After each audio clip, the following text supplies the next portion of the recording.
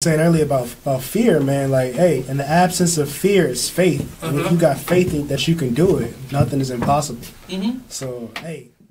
Hi, I'm LeVar Burton, and I'm proud to be a book person. How do I choose a book? Sometimes it's the cover, sometimes it's the title. I guess I'm pretty visual. If a book's really impressing me and the writing is really good, I will peek and see what the last paragraph is, because the endings of books should rock you. I am a book person, and if you're a book person too, read to a child and spark a lifetime of ambition. Join me at bookpeopleunite.org, because reading is fundamental. A public service announcement brought to you by Reading is Fundamental, Library of Congress, and the Ad Council. Exposed Radio. And more money, let them know, like, you're gonna get a hit if you do some rap stuff. You know what I mean? Right. Now, appropriation, like, they be getting that money. I was just about to talk about that too. Appropriation. Is it appropriation when they do? Because, you know, Miley Cyrus. Like, think about it. You got like Miley Cyrus. You had Justin Bieber, and you had like even Katy Perry and Pink. You remember? I don't know if y'all remember Pink. 'Cause she used to do like some hip hop stuff or some like R&B stuff too. Do you think that's appropriation? Are they taking from the culture without, like... I don't know. Like, without giving... The way I look at it is, if it seems forced, then 9 times out of 10 it's not really them. Yeah. So then it's appropriation. You feel me? But if I hear sincerity and the genuineness in what you're doing, and if they decide to label it hip-hop, and your skin ain't the typical hip-hop skin, you feel me? I can accept this hip hop, like, cause hip hop is what we do. Like, you feel me? Like, people don't look at it like that, but it is. Like, and Busy B himself told me that. You feel me? Like, rap is a thing that we do. You feel me? And hip hop is something that we live. Right. So if you telling me your truth, but your skin and my skin on opposite sides of the barrier, who am I to say that that's not hip hop? That's true. That's true. Now, and we got a newer person. I don't know if y'all know about this, but we got a new person that's kind of like on that culture too. Well, she's not really new. Fergie. Remember from Black Eyed Peas. Yeah, yo, I heard she got a new album out, and I was Unfortunately, I was listening to this with a female friend of mine, a few weeks ago, and I'm not gonna lie, bro, it's actually pretty good. And I was real surprised, yo. It's like pop. What's up, guys? It's your boy Shepsworth Bentley, and make sure you guys check out Homegrown Radio every Sunday, 7 to 8 p.m. right here on BeExposedRadio.com. It's new, fresh Baltimore radio. You are listening to BeExposedRadio.com, the home of Talk Lately with Monty, every Tuesday at 7 p.m. Join the club that gives you stuff. Hey, thanks! Radio Loyalty. Here's how it works. Just click on the Radio Loyalty banner right now and sign up. Then, you keep on listening like you already do. But now you earn points. Those points add up, and you can trade them in for stuff in the Radio Loyalty store. Earn more points by sharing your station with friends on Facebook and Twitter, answering surveys, and by using the apps in the New Players App Store. Pretty simple, right? Radio Loyalty. Click that banner to join now. Hey, what's up, everybody? It's Monty from Talk Lately. I want y'all to sit back and listen to this flashback. We be tripping. I mean, really, but I mean, he might have. I got him maybe jacking her up. The kids said he did it. But this is Floyd Mayweather punching her head repeatedly, and like she doesn't have like brain damage. No, she didn't have brain damage. I don't think he was hitting her like that. Or he probably was like, say something else. Say something else. That. He probably wasn't like tagging her. Right. He probably was just like, and the kids was like, Daddy, Daddy, Daddy. Why do they have the accent? Why? Why do his kids have the accent? I just pictured them looking like African. Oh. I didn't want to have to admit that. I don't know what they're going to do about my mouth, but just check out the show every Tuesday at 7 p.m. It's more of the same right here on BeExposedRadio.com. You are listening to BeExposedRadio.com, the home of Talk Lately with Monty, every Tuesday at 7 p.m. Didn't get a chance to tune in last week? Well, here's what you missed on the Artist Exchange radio show. Being a stage actor, how has that prepared you for comedy? Oh, man. I think that being a thespian definitely gave me a head start and an advantage over most of the guys who just go right into comedy. I mean, it definitely helps with stage presence, memorization. Just, you know, a lot of comedians in the city, they don't consider every aspect of the performance, like what you're wearing, you know, how you say certain words, and being a stage actor, like I definitely, I'm thinking about every part of the joke when I write it or when I perform it. You know, like I try to do it as a performer without looking too stagey. Tune in every Friday from 7 to 9 p.m. and every Saturday 12 to 2 p.m. on BeExposedRadio.com. This is the Artist Exchange. Real artists, real talk. The Artist Exchange radio show every Friday 7 p.m. to 9 p.m. every Saturday 12 p.m. to 2 p.m. Real artists, real talk, real live on BeExposedRadio.com. I was meeting with a friend yesterday, and I've gotten to the point where don't ask me a question because the truth is going to come out.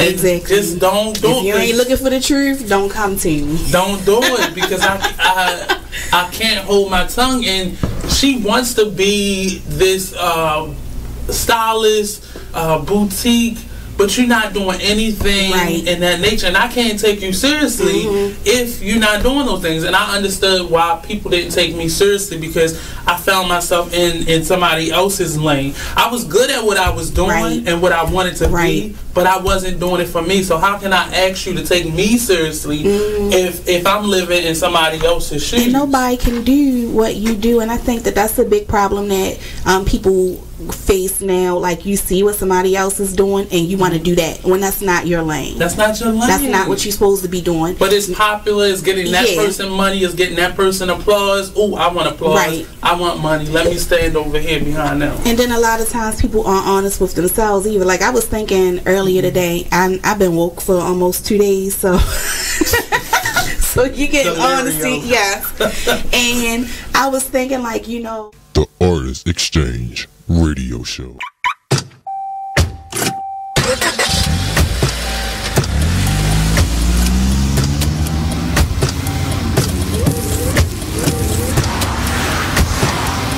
Driving has a rhythm all its own. Don't wreck it with a text. Before you get behind the wheel, silence your phone. Or better yet, designate a texter. For more text-free driving tips, visit stoptextstoprex.org. Brought to you by the Ad Council and the National Highway Traffic Safety Administration. Green light. Hey girl, school zone. I'm getting hungry. Car changing lanes. You want to meet me for pizza? Stop sign. Intersection clear. Yeah, street. Pizza sounds good. Ballin' Street? Girlin' Street! It's hard to concentrate on two things at once, like texting and driving. Stop the text, stop the wrecks.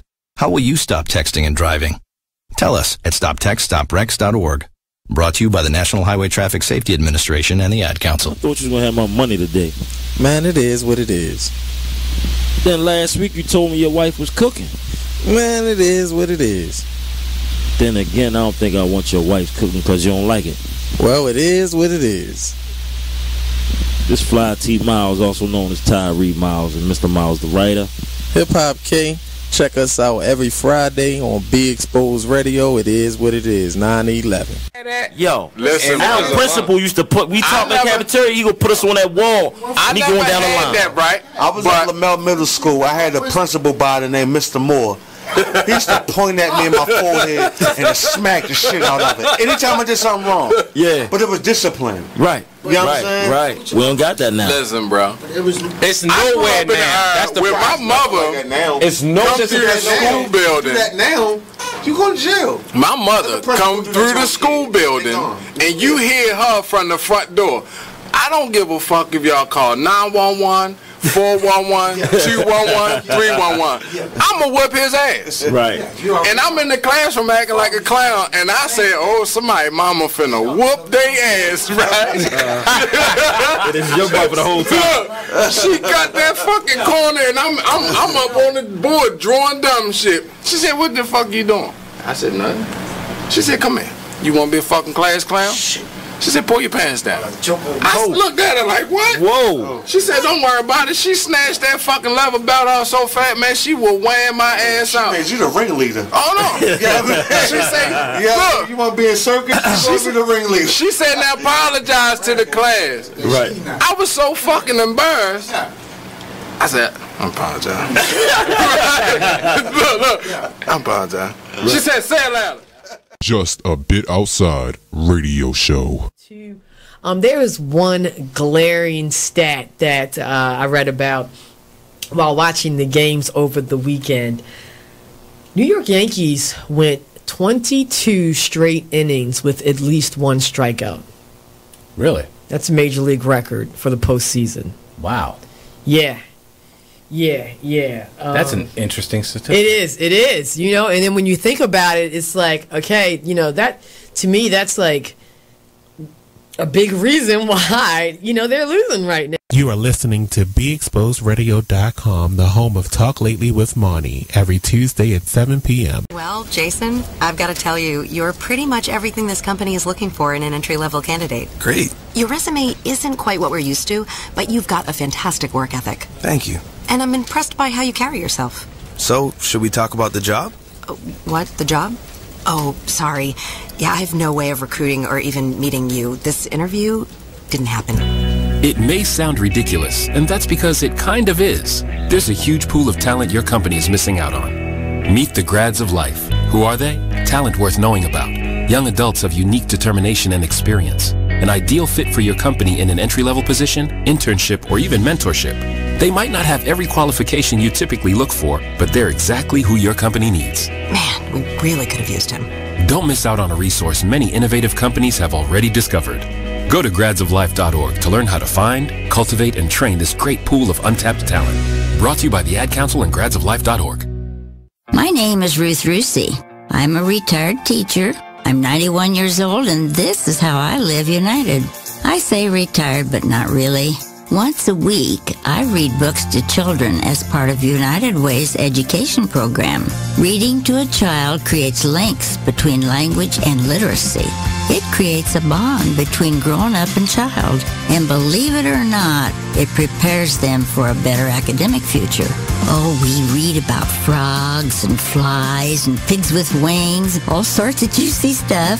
It's a joy to watch all those little faces. I figure I have the time and they have the need. And I've always believed that if we're not here to help each other, then what are we here for really? My name is Ruth Rusi. I help kids prepare to succeed in school. So I don't just wear the shirt, I live it. Give, advocate, volunteer, live united. Only in the forest can you see this.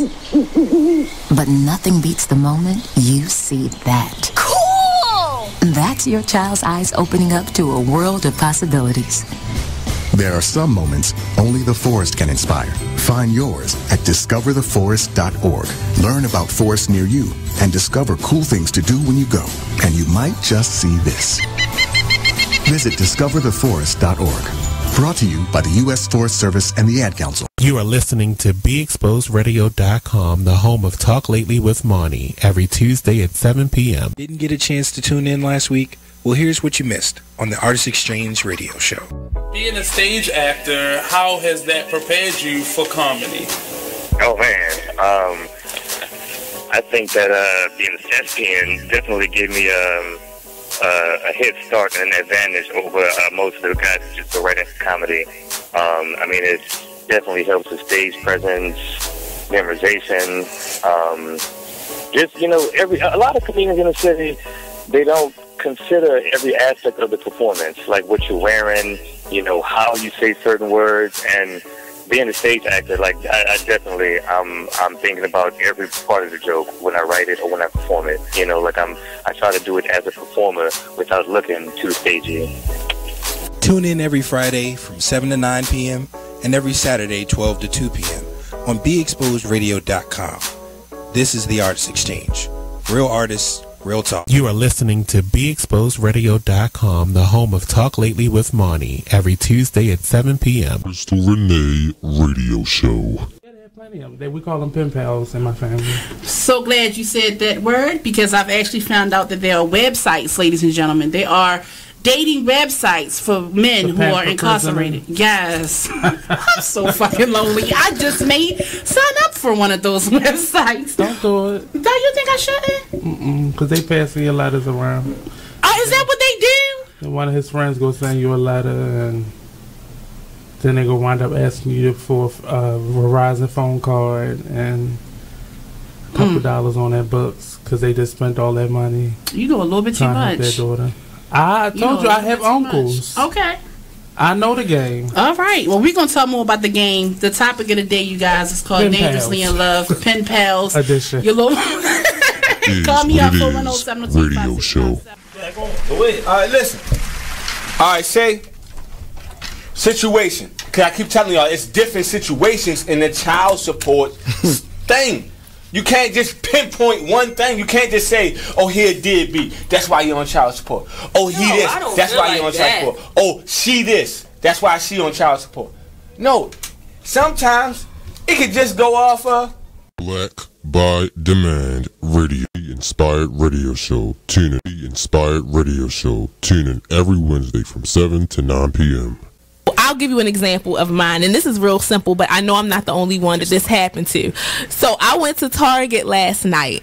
The Artist Exchange Radio Show every Friday 7 p.m. to 9 p.m. every Saturday 12 p.m. to 2 p.m. Real artist, real talk, real live on BeExposedRadio.com.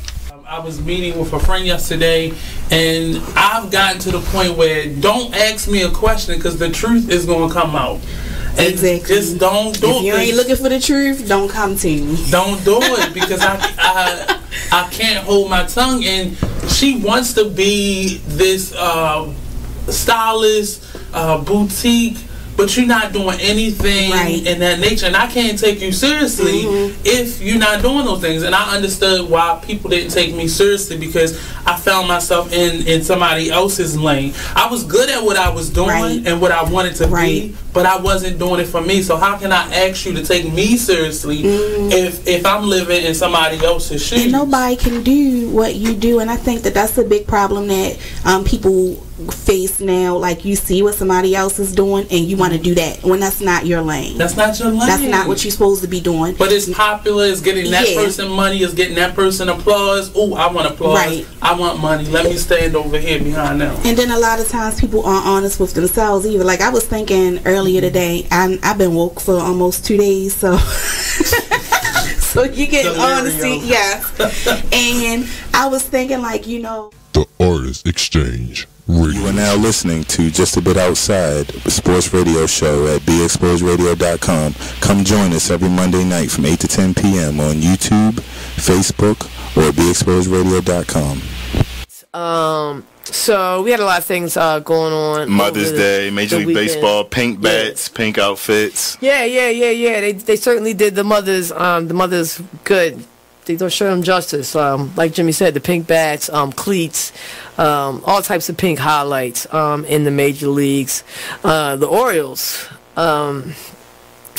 were swept by the Kansas City Royals. Wah, wah. The Kansas City Royals. Thank you, Eric. Kansas City Royals is they're like one of the worst teams in the major leagues baseball right now. Yeah, so that was a little tough. Yeah, so the Orioles know. The Artist Exchange Radio Show every Friday 7 p.m. to 9 p.m. every Saturday 12 p.m. to 2 p.m. Real artist, real talk, real live on BeExposedRadio.com. I was meeting with a friend yesterday, and I've gotten to the point where don't ask me a question because the truth is going to come out. Exactly. Just don't do it. If you ain't looking for the truth, don't come to me. Don't do it because I can't hold my tongue. And she wants to be this stylist, boutique, but you're not doing anything in that nature. And I can't take you seriously if you're not doing those things. And I understood why people didn't take me seriously because I found myself in somebody else's lane. I was good at what I was doing and what I wanted to be, but I wasn't doing it for me. So how can I ask you to take me seriously if I'm living in somebody else's shoes? And nobody can do what you do. And I think that that's a big problem that people face now, like you see what somebody else is doing and you want to do that when that's not your lane. That's not your lane. That's not what you're supposed to be doing. But it's popular. It's getting that person money. It's getting that person applause. Oh, I want applause. Right. I want money. Let me stand over here behind them. And then a lot of times people aren't honest with themselves either. Like I was thinking earlier today, I've been woke for almost 2 days, so so you get honesty, yes. And I was thinking, like, you know, The Artist Exchange Radio Show. You are listening to BeExposedRadio.com, the home of Talk Lately with Monty, every Tuesday at 7 p.m. It's time for a flashback. You are tuned in to BeExposedRadio.com. Yourself. Yes. Fall in love with yourself. Yes. First. Yes. Yes. Until you are comfortable being alone. Yes. You will never be comfortable with somebody else. But it hurts being alone. Be Exposed Radio. Well, if you made them, take care of them. Yeah, that's Period. the real. That's the real deal. It's period.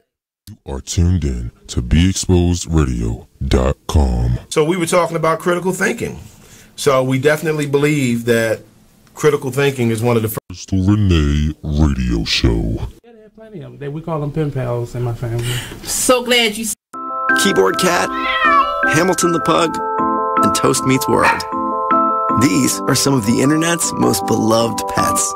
With millions of YouTube views, shares, Instagram likes, followers, and fans across the globe. But what do all these amazing pets have in common? Their stories started in a shelter. Start your story. Adopt a dog or cat today. Visit theshelterpetproject.org to find a shelter or adoptable pets near you. Training that pet to play the keyboard? Well, that's entirely up to you. Visit the Shelter Pet Project. Artist Exchange. The Artist Exchange. The Artist Exchange. The Artist Exchange. The Artist Exchange. The Artist Exchange Live. The Artist Exchange. The Artist Exchange. The Artist Exchange. Starts now. Welcome back to the Artist Exchange Radio Show here live only on BeExposedRadio.com. I feel a little off right now because normally at the end of every year we normally wipe the slate clean, and this room is normally like bare at this moment, and I still see all the signatures from 2017, so it's kind of throwing me a little bit because I know I'm in a new year, but it's just the last couple years has been different at this point, so I think it's just throwing me off a little bit. But we're back here on the Artist Exchange Radio Show. I am your host, Nate. We have my co-host, HullyWood. Hey, how to you my doing right. There? What's going on this this changed lovely Friday night? Don't mind me, y'all. It's just a good Friday, that's all. It's just weird. And joining us today, we have Ashley. She'll be joining the conversation for us today, and we'll be getting to know who she is. Hi. And there we go. And we have today is more hot topics. Some things that we talked about last Friday, but I'm gonna rehash them and bring them out so we can have a full conversation with this. We may be having another guest joining us later on in the show, but that's still to be seen. Just some real good news. Well, I'm not gonna say good news because it's not good news. But a few house cleaning news that we have, some upcoming dates that we have. So this Sunday, so the date is the 28th of what month? January. I'm crazy. My goodness, just I January. know, it's going off, and it's sitting right in front of me. In January, Poets for Dinner. They'll be at the City Arts 2 building, 1700 Greenmount Avenue, Baltimore, Maryland. I think that's 1-8. I think that's still 1-8. It's free admission, free food. It's a buffet of food. Yes. It's an open mic. It's not your normal open mic. There's no clicks. There's no. I'm gonna get all the names that I want in, and then I'm gonna let about 5 people who've been sitting here since the door open get on, and then the feature comes in. It's really an interesting environment. You start with the meal. You sit down, and you can join the open mic if you will. If you have something on your heart, you don't have to be a poet. You can be an actor. You can be a singer. You can be a dancer. You can be You know, you can play the spoons, whatever you want to get up there and do it with confidence. While we're eating, we'll be watching you flip tables or whatever you do, whatever your passion is. That's what you can do at the Poets for Dinner once a month. It's the last Sunday of every month, and this is their first one for the new year. So definitely come on out. Come join us. The feature this month will be Baltimore's own Mr. Quentin Randall. He'll be doing an acoustic set. So the way their format works is the feature comes up and they give you what they call it, an appetizer, and then midway through they give you the entree, and then at the end is dessert. I think I got that right. So call in, Miss Precious Love, if I got it wrong. But that'll be this Sunday at the City Arts 2 building. Doors open at 6 and it goes till 9. Dinner will be hot and fresh and waiting for you. So come on down. And like I said, it's free admission. It's not a charge for the food. They do ask for a donation, and it's pay what you can. It's not, you don't have to. You can touch and agree the basket that they send around, but it's just to help to keep it going. You know, a lot of people, we don't get to go see each other. We don't get to really be out and commune with people that way anymore. So it's a nice Sunday dinner with some creatives. It's an awesome event. Come on, join us. And then you can BYOB, but be prepared to share.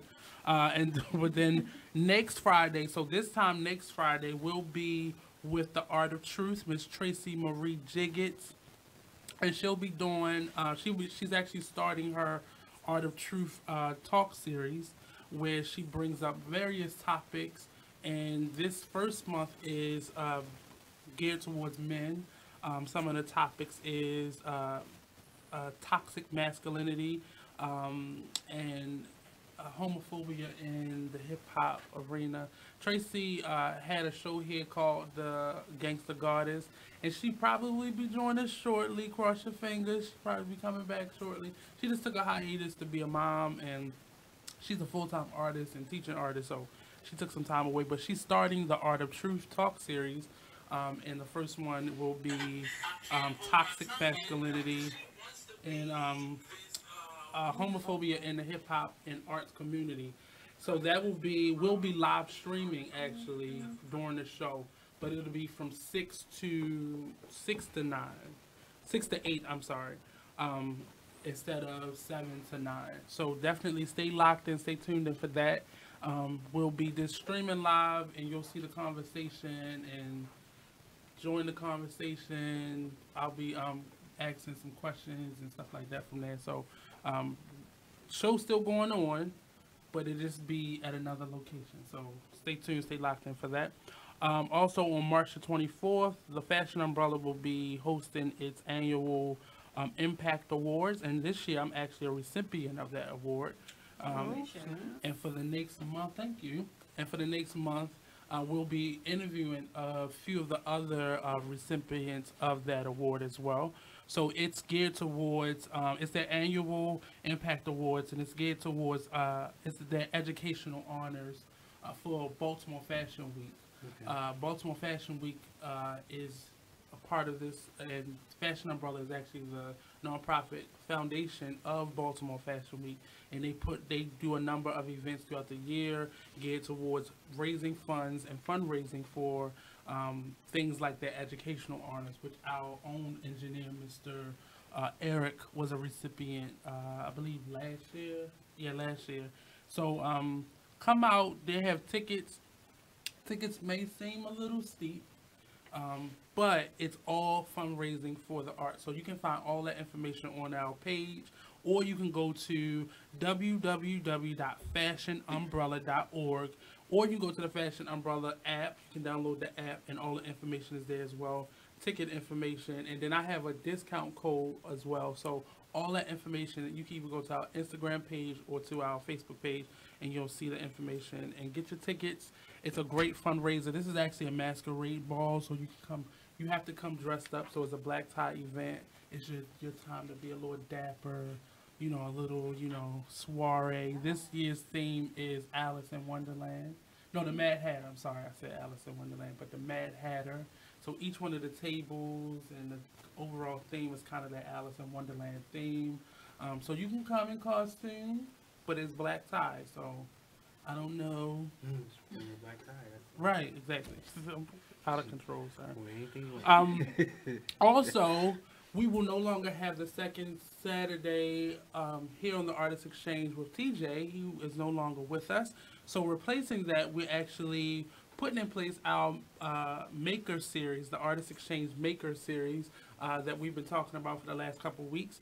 And the Maker Series is if you are an artist or entrepreneur and you make something, like you create something, you come on air with us, or we come to your location. Say if you're a baker, we don't have an oven here, so we have to come to your location, and you demonstrate with us, showing us, the people of the Artist Exchange, how to make what you do. Our first one will be on the second Saturday of February, which is the 10th, and we'll have author AJ Hayes.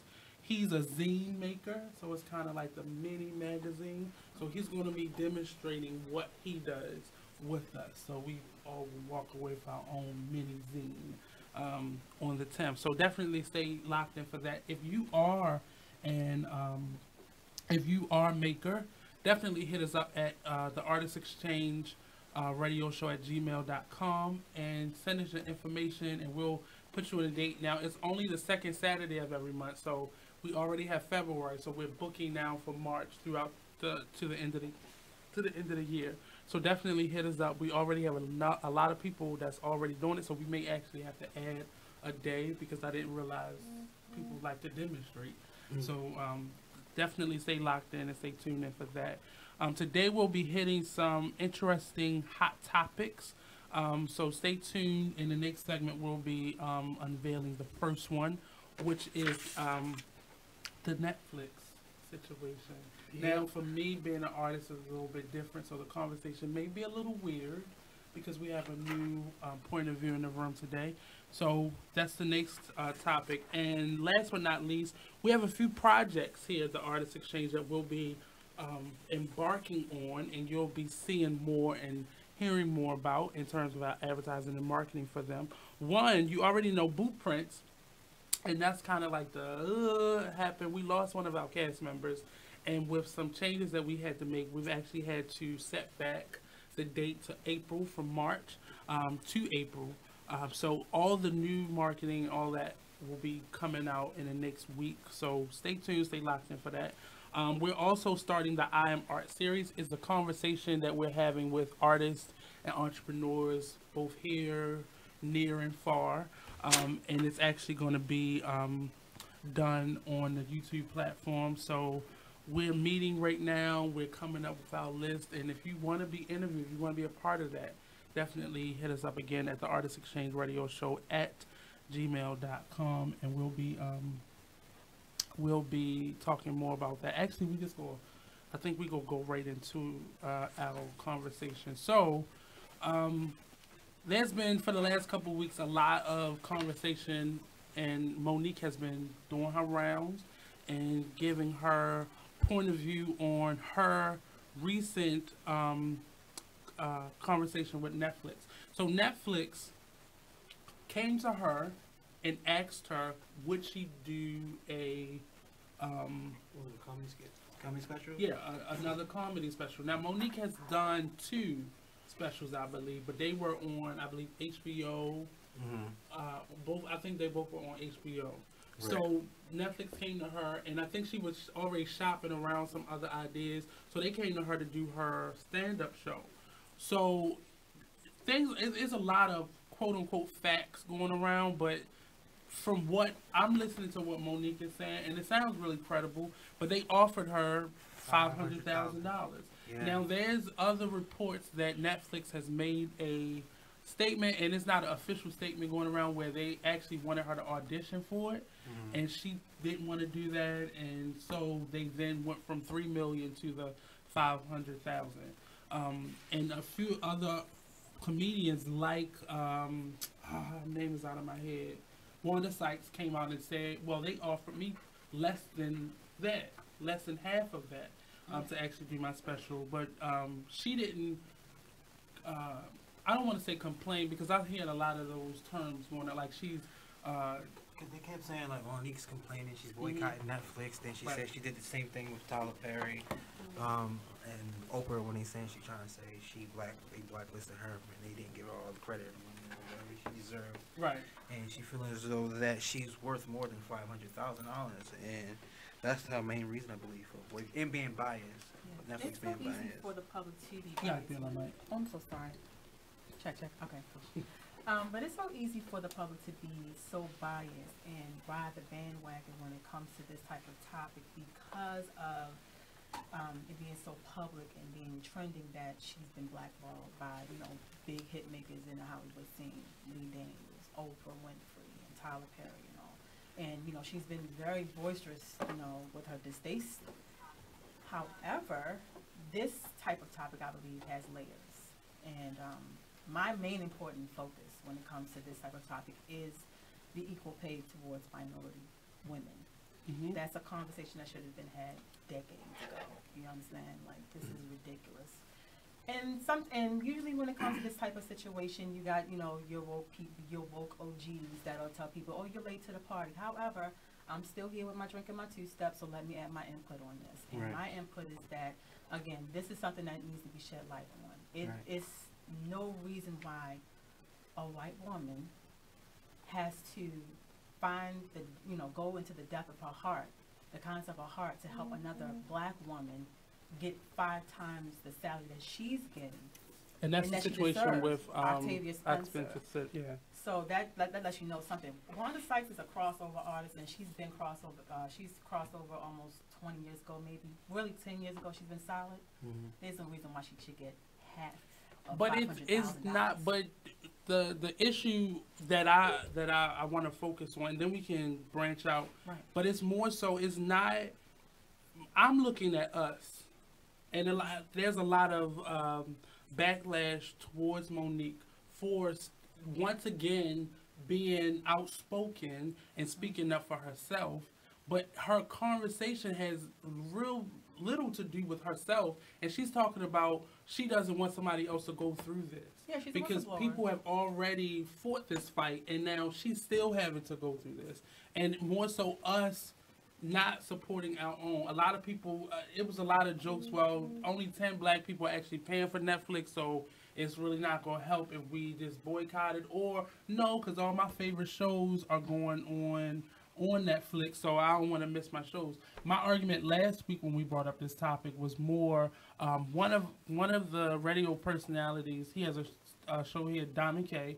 He made a point to say, well, Monique needs to come down off this pedestal that she's on and maybe come on back to Baltimore and take a walk around Lexington Market and just basically see how we're living so she can humble herself. But maybe a lot of us are looking at that 500,000 like, man, I could do something with that 500,000. But most of y'all have not accomplished the things that she's been able to accomplish. And if they're going to make millions on top of millions, and you tell somebody, well, we don't mind making 50 million off of you, but we only think you deserve 500,000 of that, and it's you are the talent. Talk about it. So that's where I'm coming from. 20 million? Was it 20 million to get Dave Chappelle for Netflix? Right, and again, her argument was she's not saying none of them deserve what they got. Her argument was because she's saying they was legendary, a legend, and she's considered a legend. Why is she getting less paid than?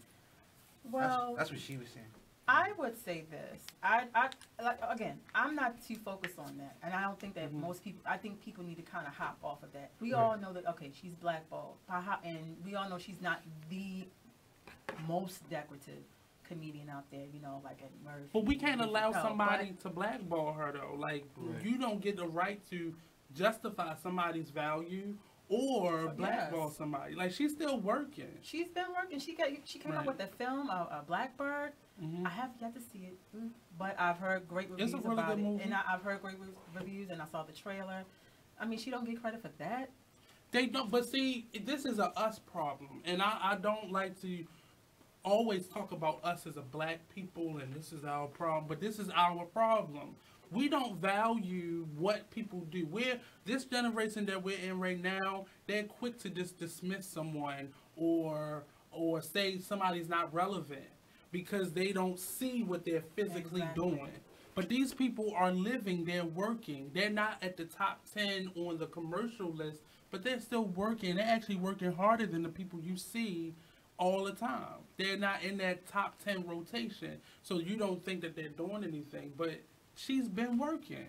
And if you see her credits, you see her actually doing work. Now, their problem with her is the work that you've been doing does not necessarily equate to you being a stand-up comic. And she said, I'm a stand-up comic first. I'm an actress second. And that's just something she did as a result of how good she was.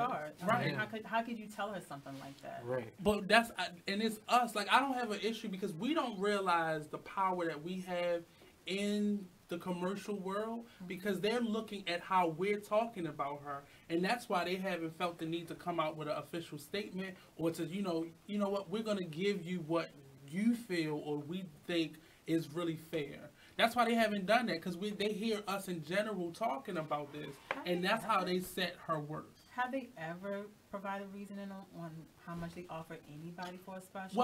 Well, and the reason I love Monique so much is because she talks in facts. She's really less about her feelings and more about facts. And the conversation that she had with Netflix was they use a system of what they expect to get from her special in terms of monetary value.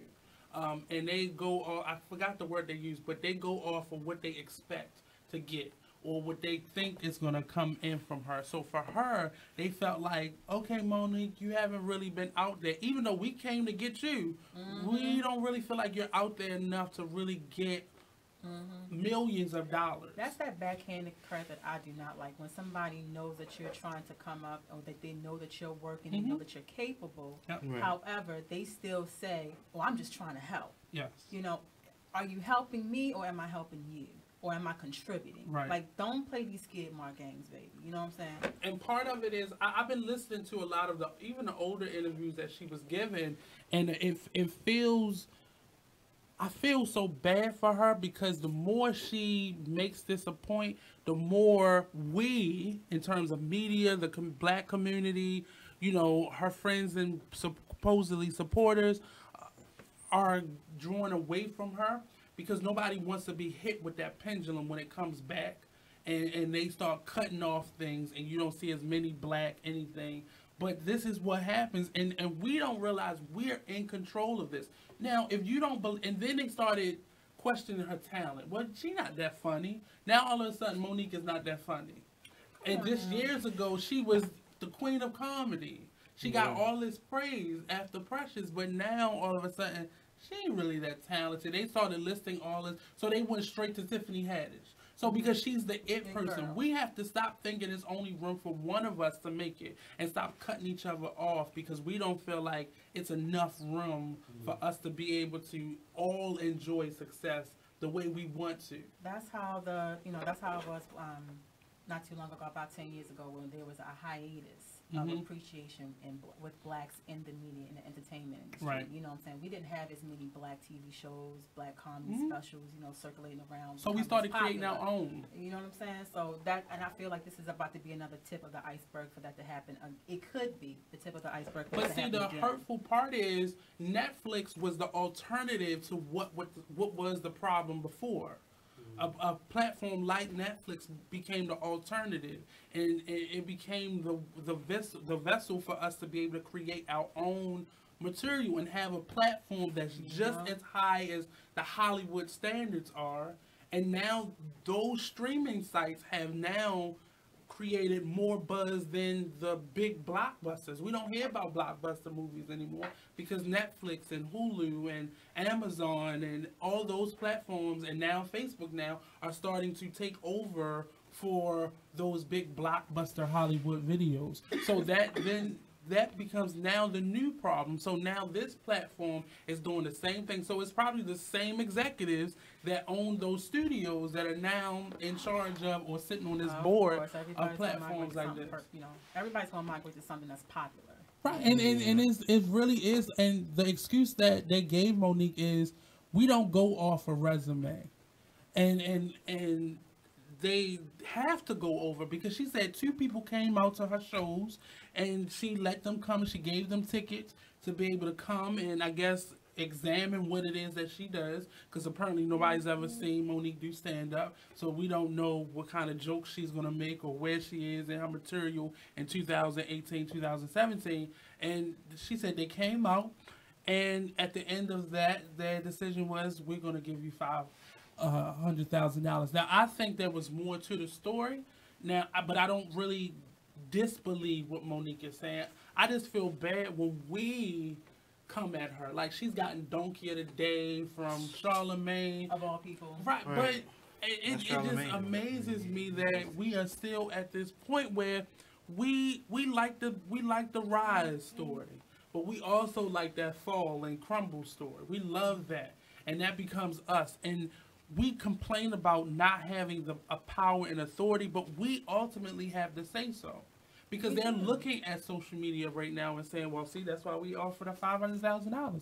Because don't nobody really bang with her like that. You know, then y'all swarm y'all pages with the memes. Y'all swarm y'all pages with the parody videos and things of that nature. Nobody wants to examine the in-between. Nobody wants to dissect the layers. And that's what sucks. Yeah, more people is more into the negative than anything. Sensationalism. Right, like, oh, come on, why can't we just pull out the positive stuff instead of the negative stuff? Because it doesn't sell anything. It doesn't spark the interest, you know. Social media area, you know, with the social media era, we have something new to look at and something new to make us laugh, make us cry, make us giddy inside, make us want to go out and do some things. Like, it's not good, you know what I'm saying? It's adding to, you know, short attention span all day long where we can just one swipe and it's something new all the time. So, well, we have to stop thinking that it's only room for a few of us. And we do that on a level where we're not making millions or thousands even. We do that on a local level where we cut each other off, and when things aren't working, that's the first thing we do is go to bashing each other. Opposed to start hating, because once they see someone else getting ahead, that's when they want to start. Oh, you know what I'm saying? They start doing that, and doing this. Like you just said, like if everybody do get on one board, like, hey, I make it, you make it. You know what I'm saying? And this issue for me has brought up something that's much bigger than just Monique not getting what she wanting, or people of color in general. Because for some reason people think black men have this power that we don't, because it's still only 5 black men in Hollywood that's getting any notoriety, because most of the black people in Hollywood right now aren't even Americans. So we're still at a place where it's just across the board. We need to really step it up, but more specifically in places like this where the ugliness is coming out. A lot of people who are her peers are saying some really salacious and just nasty, vile things to her and about this situation. I think it was Chris Rock's brother that spoke out. His statement was, it's really rude of you to talk about people's money, other people's money. And this is all public knowledge, so it's not that people don't know. I just remember a couple years ago when, and Monique keeps referencing, what's the young white lady? Amy Schumer. She had the same issue, and she went against Chris Rock and Dave Chappelle. But they paid her $11 million to do what they were about to pay Monique. $13 million. $13 million. Well, because she renegotiated, and they gave her an additional $2 million. But there's still inequality. But you still can't tell me that this little white girl we just finished hearing about is more popular than a Monique is. Like, I can't set anybody's value. I can't set Amy's or Dave or anybody's value. And we're going to set some values by paying some bills right now. So we're going to take a quick break. And we'll be right back here on the Artist Exchange Radio Show, only on BeExposedRadio.com. Don't forget, go to our live page, invite your friends, share it out, let them know. Come join the conversation. 410-702-5657. We'll be right back here on the Artist Exchange Radio Show, BeExposedRadio.com. Oh,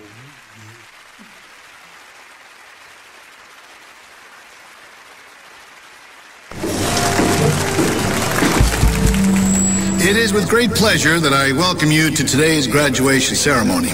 Students, when you hear the reason or reasons for your absences throughout the years, please exit the auditorium without your high school diploma.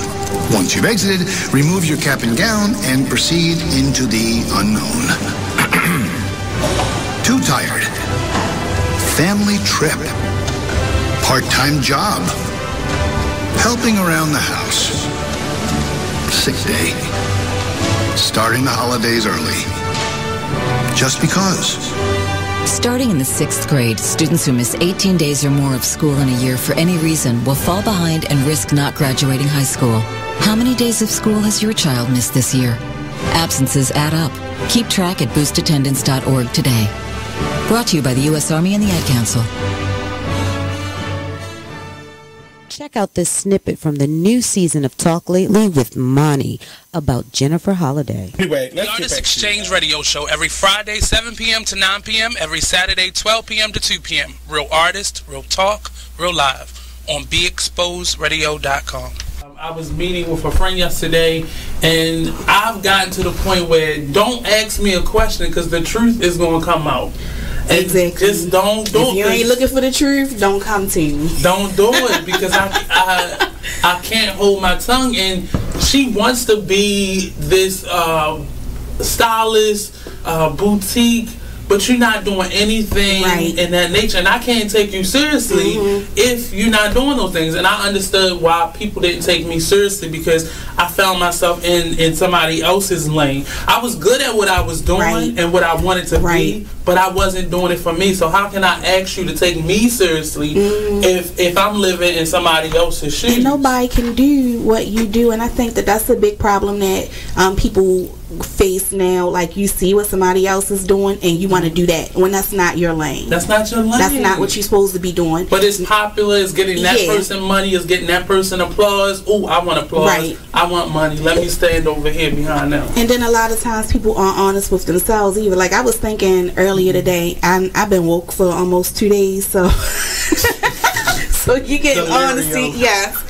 and I was thinking, like, you know, the Artist Exchange radio show. Only in the forest can you see this. But nothing beats the moment you see that. Cool! That's your child's eyes opening up to a world of possibilities. There are some moments only the forest can inspire. Find yours at discovertheforest.org. Learn about forests near you and discover cool things to do when you go. And you might just see this. Visit discovertheforest.org. Brought to you by the U.S. Forest Service and the Ad Council. You are tuned in to BeExposedRadio.com. So we were talking about critical thinking. So we definitely believe that critical thinking is one of the first things we need to start implementing, not just simply being told things. Or how about this? You know, we tend to listen to people who get assigned certain positions. Right. You get what I'm saying? So when they have certain positions, we tend to think that it's truth attached to that because of their position, right? Right. Is that always the case, though? Absolutely not. Absolutely not. Absolutely not. It's probably one of the biggest reasons we should be doing some critical thinking. Yes, yes, I agree. I definitely. I thought you was gonna have my money today. Man, it is what it is. Then last week you told me your wife was cooking. Man, it is what it is. Then again, I don't think I want your wife cooking because you don't like it. Well, it is what it is. This Fly T Miles, also known as Tyree Miles, and Mr. Miles the writer. You are listening to BeExposedRadio.com. Welcome back to the Artist Exchange radio show. If you just joined us, we were speaking on the Netflix issue, and for me, I pulled out of that just how we treat each other. So how we treat each other is what I see in this argument, because I see a positive sister who has been making us laugh and entertaining us for years being bashed because she has this new enlightenment. Monique is not 20-something. Monique is, I believe she's about to be 50-something, if not already in her 50s.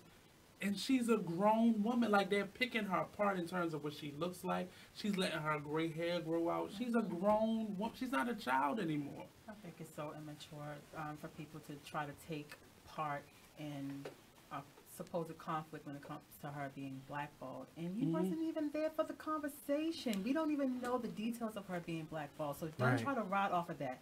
Ride off of her resume. Well, it's been she's doing something. Well, that part has been already reported. She never claimed to be blackballed. You know, his why I want to call this man Ricky Smiley. I don't know anybody's name right now, and I had all this ready.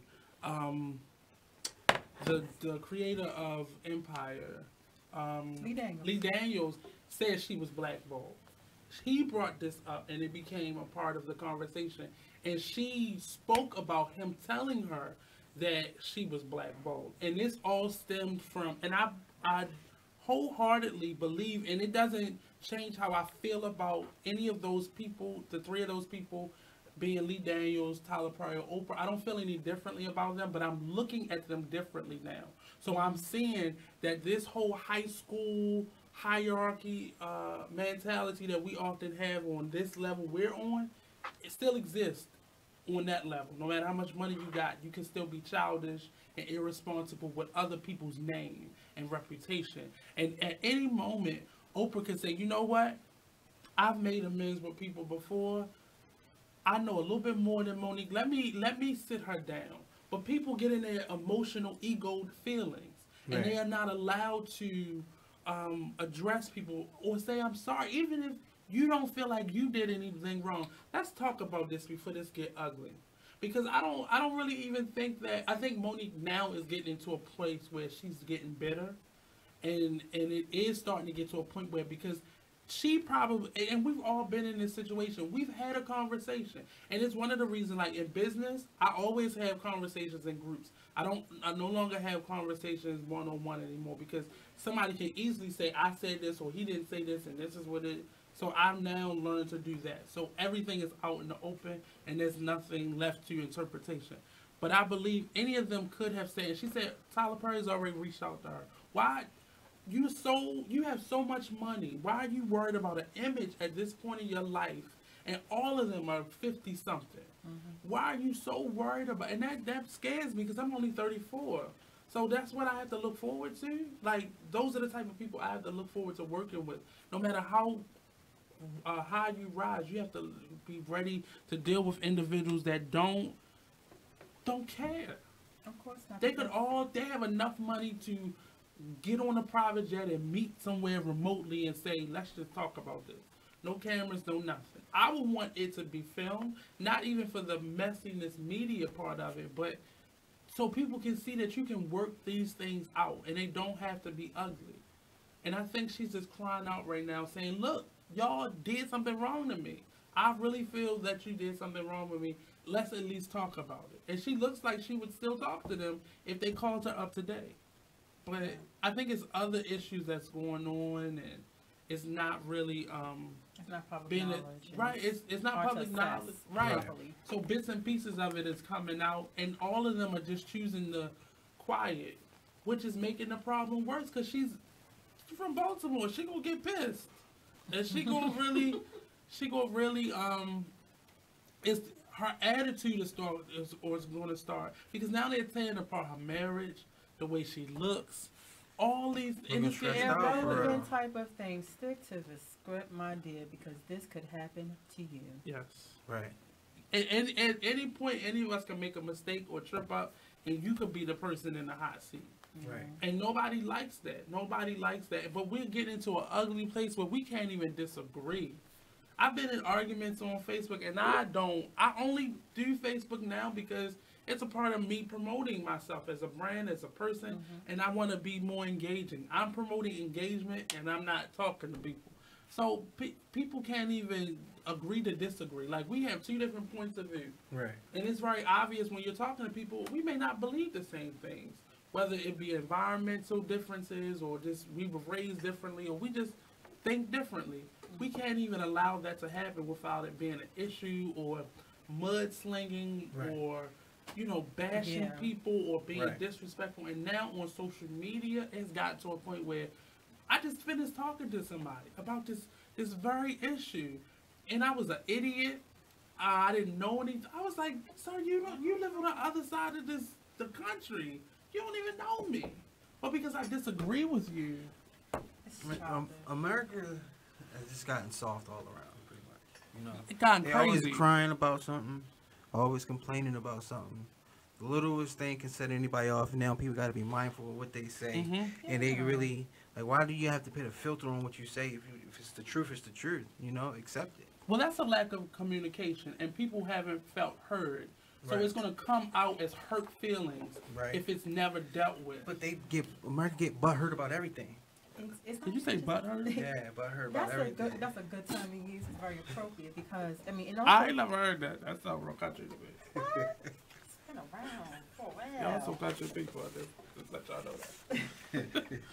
Yeah, but it sucks when you feel like you have to be a slave to the public's ego. Right. You know, I'm That's why a lot of them feel the way they feel. They're very reclusive. They don't like touching us when they meet us in public. I think they get upset because it hits home a lot to them. Like if it didn't hit home, why you getting so upset about it? You feel me? Yeah, it's easy to make a joke and dismiss it than to really tackle it. To deal with it. You know what I'm saying? Or to just talk about it. Like there was another. I keep getting in trouble on social media. That's why I don't like it. It was another gentleman. He's from New York. He had posted like some images. It was like the image of Mary J. Blige. It was like a collage.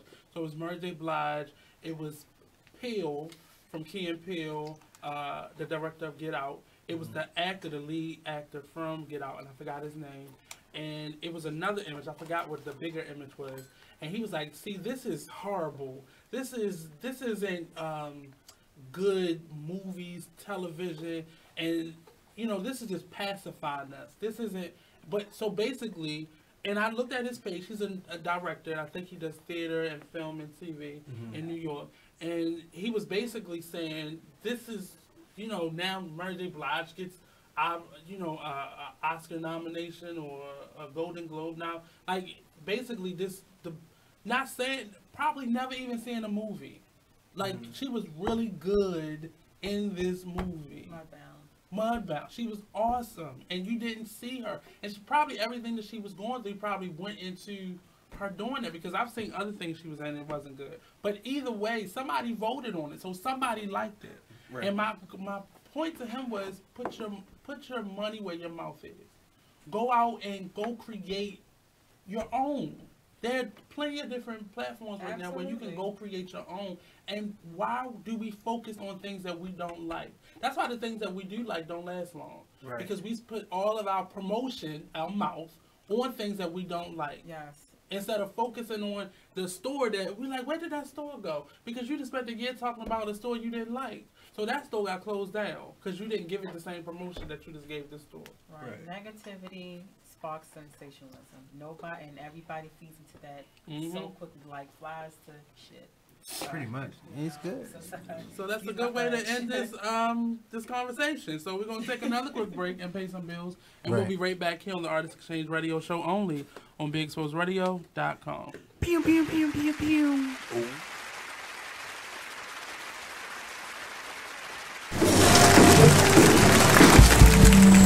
It is with great pleasure that I welcome you to today's graduation ceremony.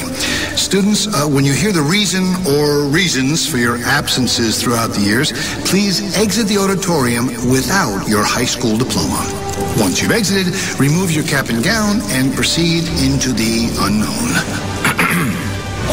Too tired. Family trip. Part-time job. Helping around the house.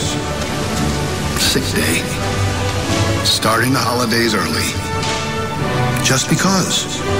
Starting in the 6th grade, students who miss 18 days or more of school in a year for any reason will fall behind and risk not graduating high school. How many days of school has your child missed this year? Absences add up. Keep track at boostattendance.org today. Brought to you by the U.S. Army and the Ad Council. Exposed Radio.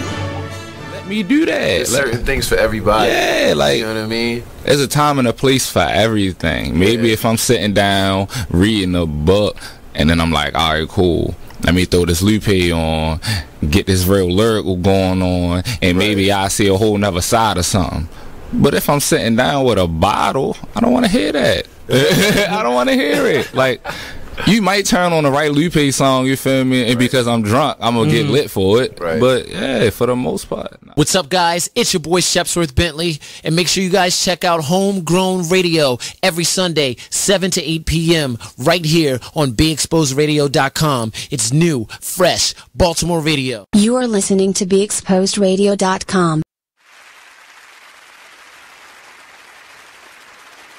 And I don't know if this is going to sound crazy.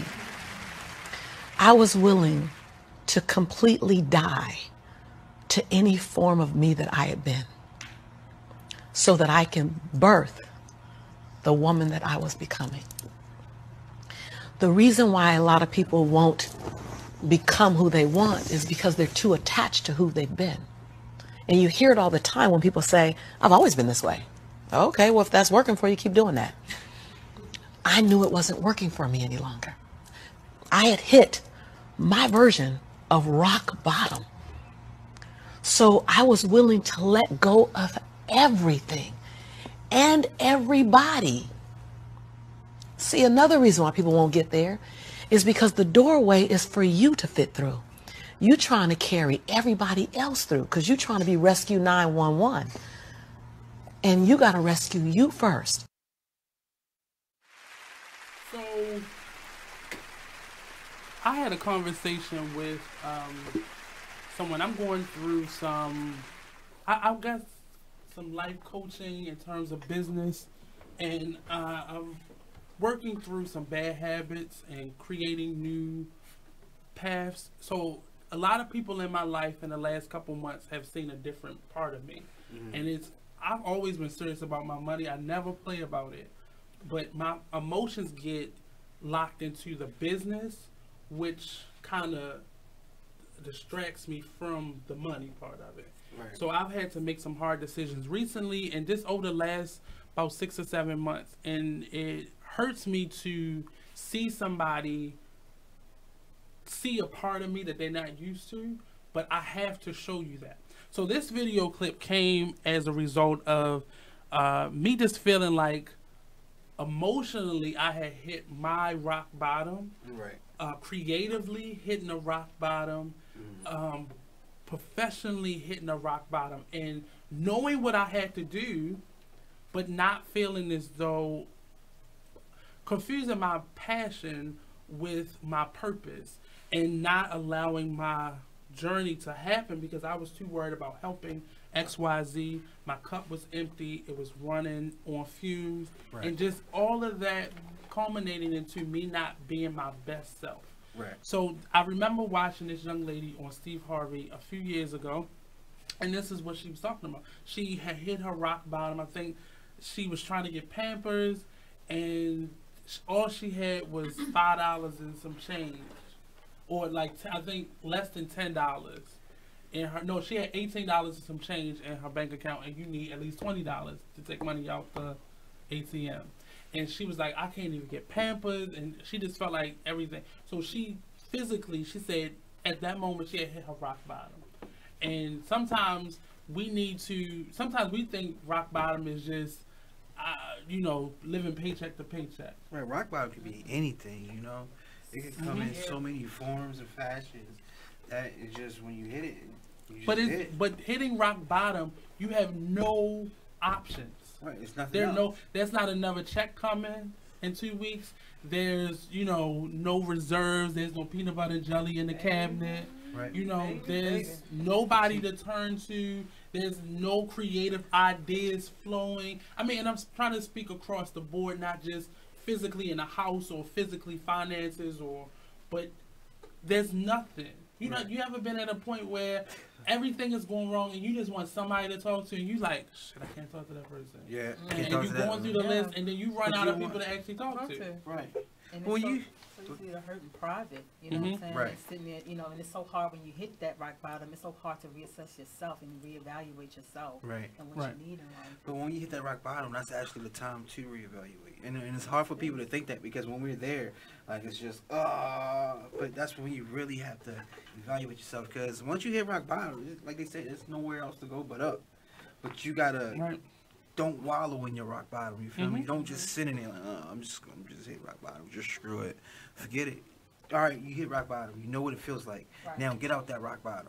And what are you going to do, or what steps are you going to take, or what proper challenge you're going to go through just to get to that next level, so you can keep growing and growing, so you know not to get back to rock bottom, and you can actually help somebody else from getting rock bottom. Well, here's the thing. I had just had a conversation like this with my mom about last week. Some things are out of your control, and what people don't seem to realize is how to really build that tough skin mentally.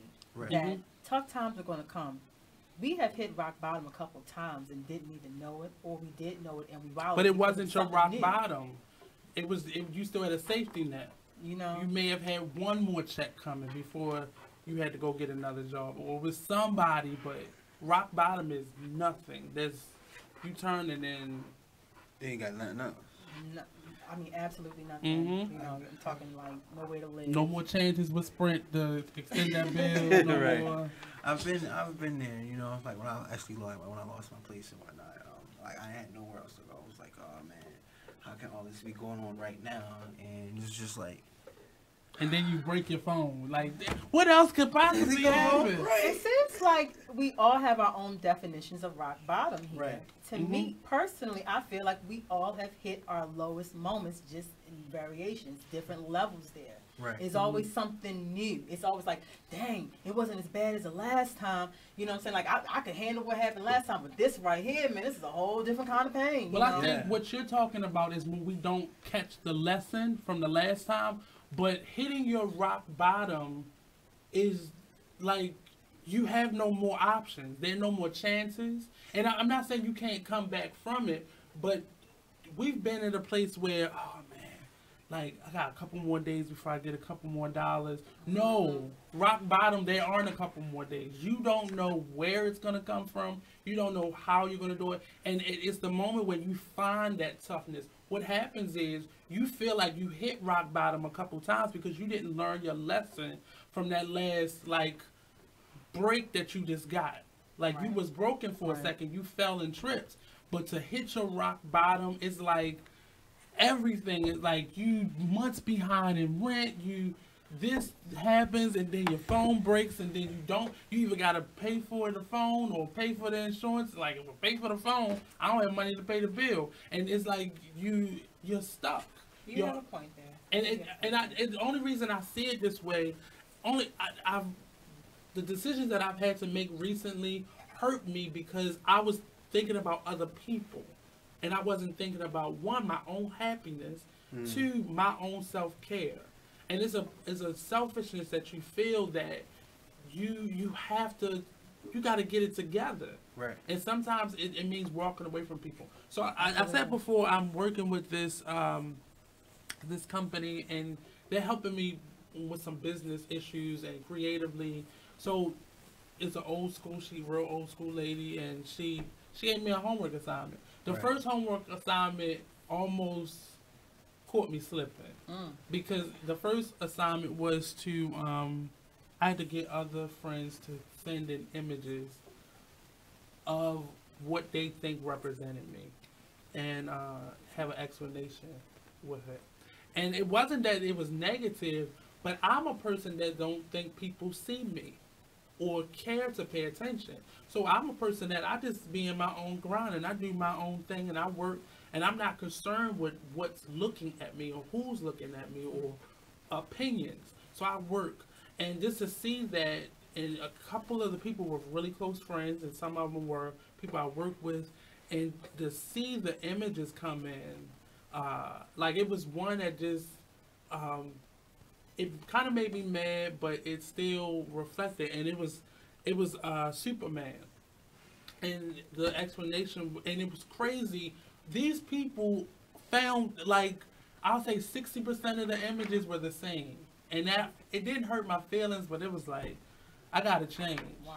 Yeah, and that was last week. And I was like, I gotta change. I can't live this way anymore. Have you ever hit that rock bottom? I mean, both of you have agreed to it, but what did you do? What was your steps to moving out? Pray.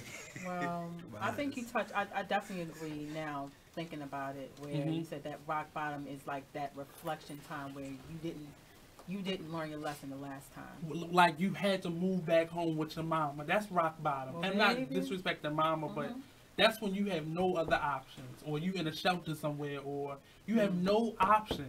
That's how we see people out on the street. Like, how did they just get comfortable like that? That's a rock bottom that is, they don't see up or sideways, or, you know. Absolutely. I think, honestly, I'm getting a little bit nervous because now I'm about to get a little bit vulnerable, and I don't like to do all that. But, you know, be like, how you do that? You know, but you know what? Honestly, I'm gonna do it. You know, I've actually just recently, I'm coming out of my rock bottom, and that's because I haven't learned my lesson the past, I don't know, like 10 times, something like that. Because you get to that point where you like, okay, I'm back on. You think you're going to keep skating and everything is going to be all right. This was the one time that God was like, okay, keep playing with Right, I'm going to show you something. And then on top of that, I'm hooking you up, and you're asking for things, and you're still not working towards it. So not only am I going to teach you a lesson from the things that you're not learning, the things that you should be doing, but I'm also going to make you walk that walk that you've been talking. You know what I'm saying? So recently, about 4 months ago, I lost my job. I was working at a big law firm, and I always wanted to go to a big corporation because prior to getting there, I used to work for, you know, a sole entity. And I'm like, I want to know what it's like to finally work somewhere where I can get some benefits. You know what I'm saying? I'm tired of trying to get my way into Medicare and you know, trying to fund my own 401k and stuff like that. I want to know what it's like to get some. I want to be pampered one of these days. You want to be rewarded for your work. Right. You're not asking for a handout. You want to actually get what you deserve. Yeah, get what I deserve. Monique, that's what she's talking about. You know. Sorry. You know, so you know, I got that. But at the same time, I feel like half of me took advantage of that opportunity, but another half of me also saw things on a different perspective. See, I took advantage by coming in late all the time. Right. Time management always used to be my bad thing. I hate. They don't see me. I can skate there. Oh, I ain't care about being seen. I sure will walk up in there with my Mary J. Blige shades on and let somebody say, excuse me, can you come in up? They don't even say anything because you know what? I'm that bitch. But you know what I'm saying? God showed me that you're not. You're not. You're definitely not, girl. Gotcha.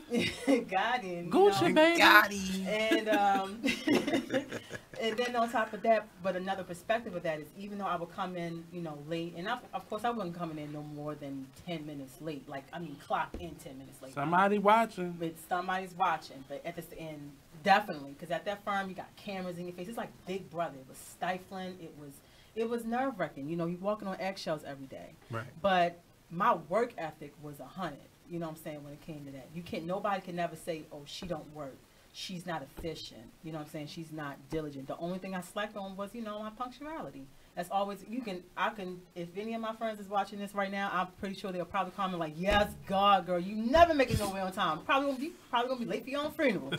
But, you know, at the same time, even though I was really efficient with my work, it was so stressful there. So stressful that's one of the reasons why I would be late. Because I dreaded waking up on time and going in there. Right. Like, oh my God. I already know. Soon the minute I open up my eyes, I already know what my checklist is looking like.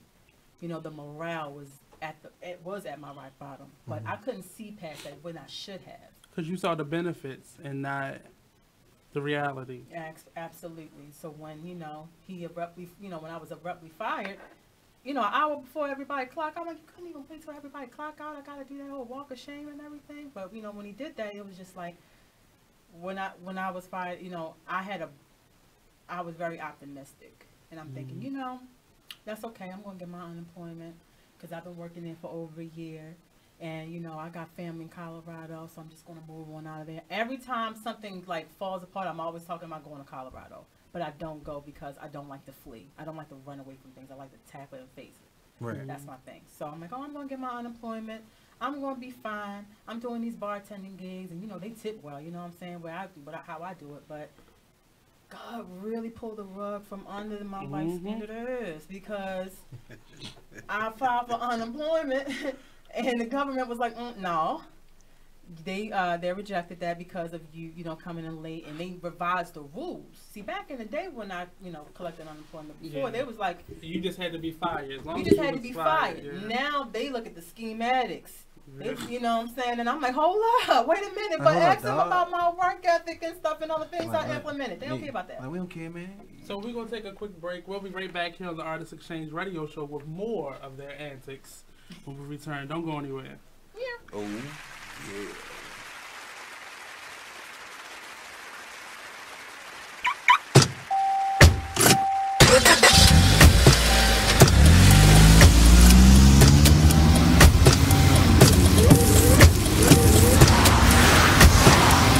Driving has a rhythm all its own. Don't wreck it with a text. Before you get behind the wheel, silence your phone. Or better yet, designate a texter. For more text-free driving tips, visit stoptextstoprex.org. Brought to you by the Ad Council and the National Highway Traffic Safety Administration. Green light. Hey girl, school zone. I'm getting hungry. Car changing lanes. You want to meet me for pizza? Stop sign.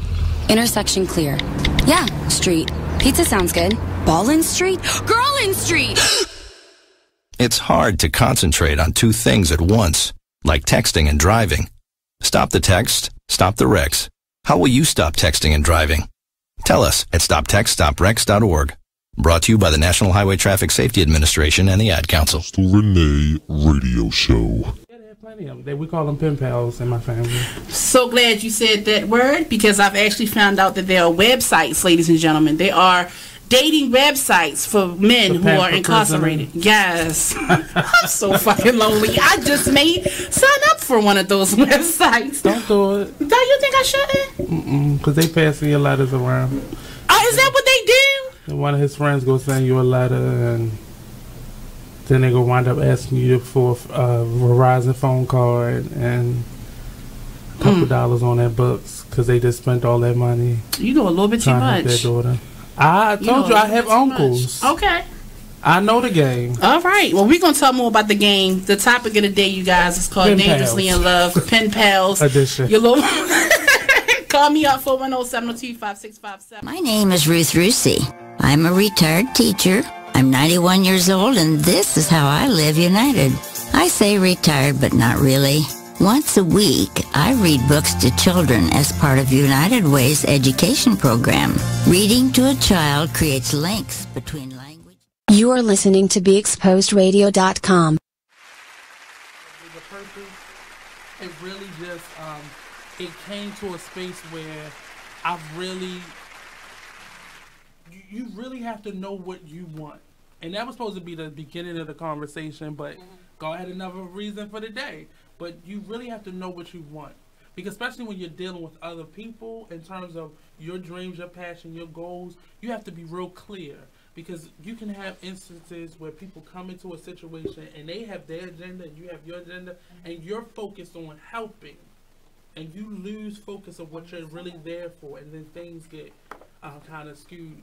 So welcome back to the Artist Exchange Radio Show. I'm your host, Nate. I have my co-host, Mr. HullyWood. Hey, and what's Miss going on? Ashley has joined us for the day, and we're talking to her and we're having some conversations. And today it's not a lighthearted day because it got a little heavy, but we were just talking just about hitting rock bottom. And I think Ashley was Ashley was talking when we went to break.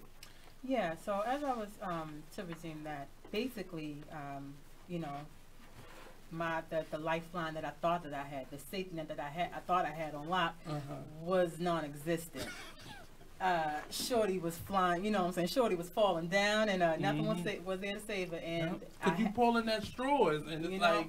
Exactly, and that's another thing, just to kind of fast forward. That's what I've learned in this rock bottom stage. Like, I'm the type of person that was never able to really stand still. Even when people thought that I was standing still, it was, you know, that's not the business. You know what I'm saying? I'm always working. I'm always in school. I'm always getting some type of check or some type of money somewhere from somebody doing something. I'm never sitting this still before, and it was so hard. Like, I'm sitting there like, 1 minute I'm talking about, you know, I'm just going to bartend for a while and then go to school. I'm going to do nails. Think you had options. I'm going to, you know what I'm saying? I'm just reaching for anything to do. I'm going to try to, you know, help my boy promote this club. And now, even that wasn't working. You know what I'm saying? I'm like, I can promote, but I don't think people rock with me like that to want to come to a club and everything like that. That's not my zhuzh. But I'm sitting there trying to force it because I can't sit still. Trying to make it. And that was just like, Ashley, sit down and jot your list. I just had a conversation on It's the whisper, and then that shout, and then he's screaming at you. Right, like just sit still. You know, I had a friend that was like, I just lost my passion for life. I don't know what I want. I'm like, just sit still, reassess, reevaluate, make a list. I just sat down one night after having a big old cry, and I made myself a short-term list, a long-term list, and a 24/7, 365. And in those, I was totally transparent about all the things that I want and need and look forward to. Because when we doing that, we're not honest with ourselves. We're telling lies to ourselves. You know, it's like, how are you gonna lie to yourself? You can lie to your friends or people that's asking the worst you. To lie to yourself. As much as I love getting my nails did, which I can't wait to get this check so I can get these nubs did. As much as I love doing nails and like nails, I was like, man, am I really prepared to really take that time to learn this craft? Because I ain't getting paid for this apprenticeship. So that's the kind of thing that was like, I'm not thinking things through. And my life is really in my hands right now. Right. And I'm well, sitting it's not there. in your hands. It's not, at that point, That's how, it's not. It's like it's just you know, like marbles. Floating. You know what I'm saying? They loose marbles, just gone with the wind, shorty. You know, and that's dangerous. You know what I'm saying? I had to, you know, hold on to my wheel instead of just me and Jesus, our hands on the wheel. You know what I'm saying? But for a moment, you know, I was, you know, leading myself astray. Right. And that's what I think most people need to like really dig deep. Right. I had a friend who shared a video where someone explained that depression is all in your mind. Now, I don't know if I kind of agree with that 100%.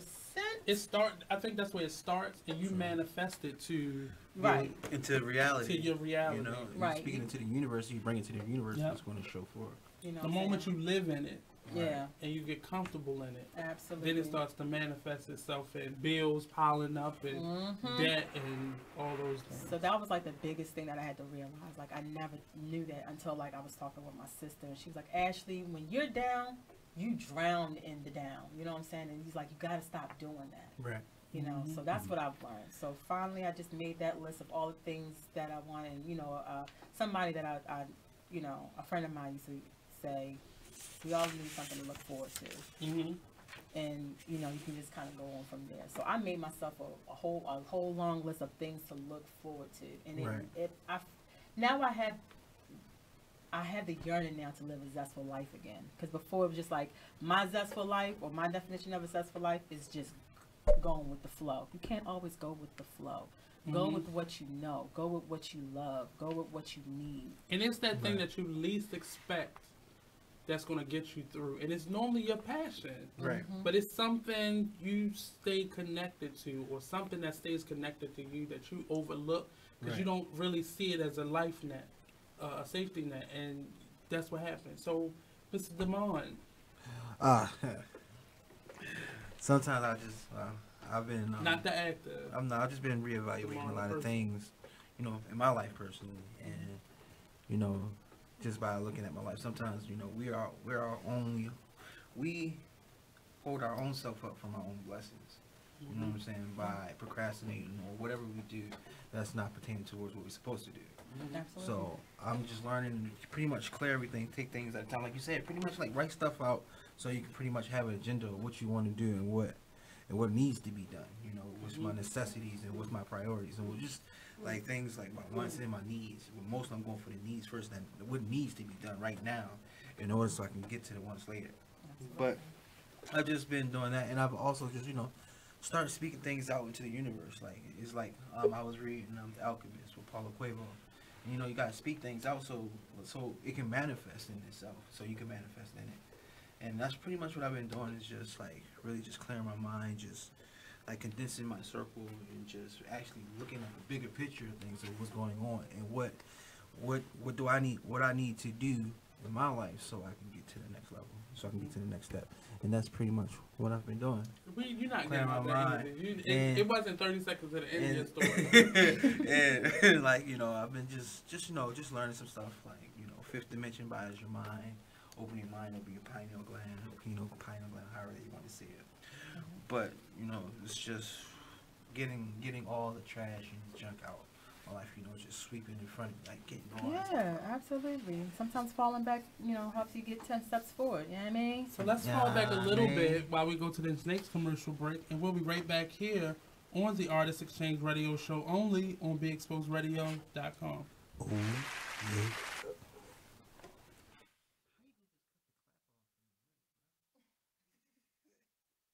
Keyboard Cat, Hamilton the Pug, and Toast Meets World. These are some of the internet's most beloved pets. With millions of YouTube views, shares, Instagram likes, followers, and fans across the globe. But what do all these amazing pets have in common? Their stories started in a shelter. Start your story. Adopt a dog or cat today. Visit theshelterpetproject.org to find a shelter or adoptable pets near you. Training that pet to play the keyboard? Well, that's entirely up to you. Visit theshelterpetproject.org and hear more about Hamilton the Pug, Toast, and Keyboard Cat's amazing adoption stories. Start a story, adopt a shelter or rescue pet today. Your perfect pet is just a click away at theshelterpetproject.org. A public service announcement brought to you by Maddie's Fund. Are you thinking about getting your GED diploma? Well, here at the GED Pep Talk Center, we've got a number of pep talks that can motivate you. Sometimes things don't always turn out the way you want them to. You know that feeling? People look at you and don't believe in you. You want some gentle encouragement. Then you're on your way to your GED diploma and a better life. But I know they're probably just a little bit nervous. You can find it in yourself to take that first step. You can improve your future. You can do this.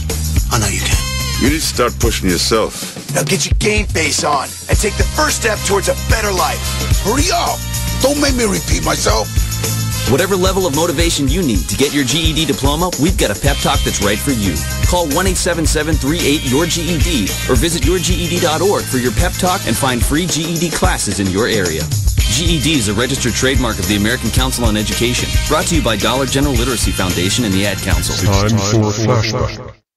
Now, I'm not going to say all Aries don't know. It's just the one you had. That was We're rewarding you for something you already do, listening to us. It's Radio Loyalty, and it's an easy way for you to get free stuff. All you do is sign up. Go ahead and click the banner now. You'll earn points as you listen. Points you can trade in for great products and services in the Radio Loyalty store. You can earn even more points when you share your favorite station with friends on Facebook and Twitter. Radio Loyalty. It's free to sign up, so click the banner to join now. You are listening to BeExposedRadio.com.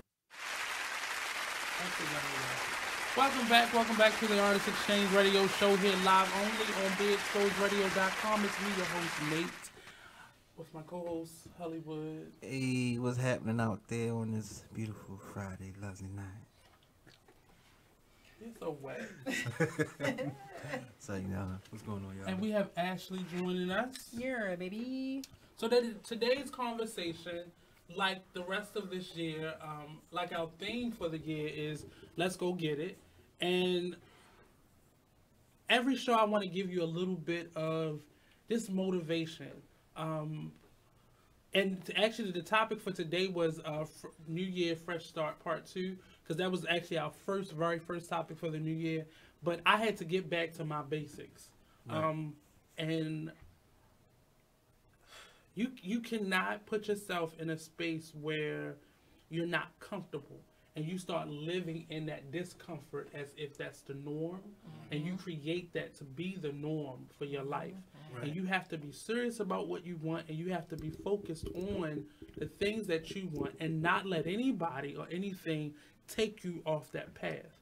And I'm a big believer, nobody can do anything that you don't allow them to do. That's right. But people try real hard. They try real hard to infiltrate that.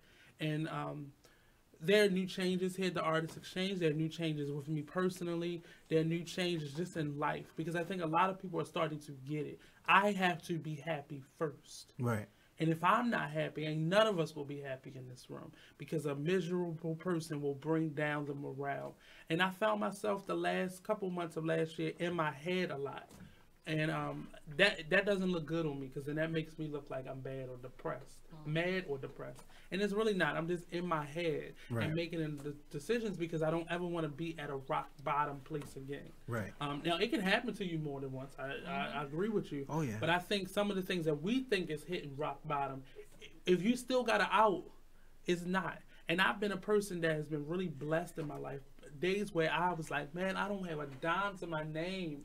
and somebody calls me and it's a blessing. I came downstairs like from my apartment one day, and there was a check just sitting in the mailbox, and I don't know where this check came from, and it was like a disgruntled event that had happened with like business and the bank account that I had. They were doing stuff, and this was like I forgot your refund kind of thing. Yeah, it was like a refund from it, and I was like, oh wow. But that has happened to me several times in life, or somebody will show up with a meal or a way out, and that's why I say you don't know what rock bottom is if you keep getting those opportunities. And I know what that feels like now, and I don't want to ever be emotionally, physically, financially, spiritually, health-wise at rock bottom, because there's really no way out. You have to really claw and climb your way out of that hole at that point. But you have to be real about it. And like you said, we lie to ourselves. Right. And like, it's pretty much just how bad do you want it? You feel me? Mm-hmm. Exactly. Like, how bad do you, I would say that's very true.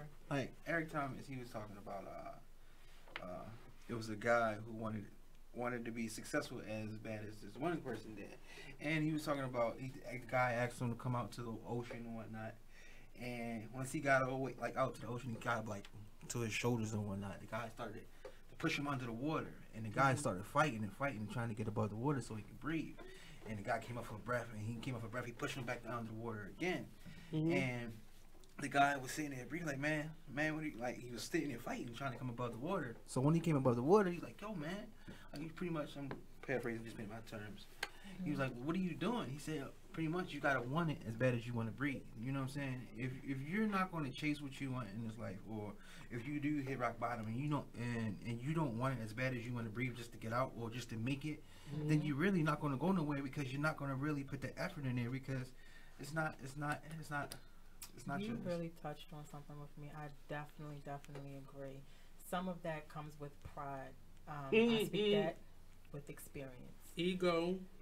Let me tell you, when I, leaving this big old firm, I'm like, I'm not doing nothing but, I'm not applying for nothing but executive assistant, and that was the first big opportunity. I mean, I've been in different firms, here and there. Right. And I've also been at a, sole entity for like 9 years. So I know what it's like to run some things. You know what I'm saying? I worked at a lounge as an office manager, so I know what it's like to possess some type of control.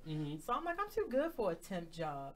Even though a temp job is a check to make sure I keep this phone on, you know what I'm saying? Right.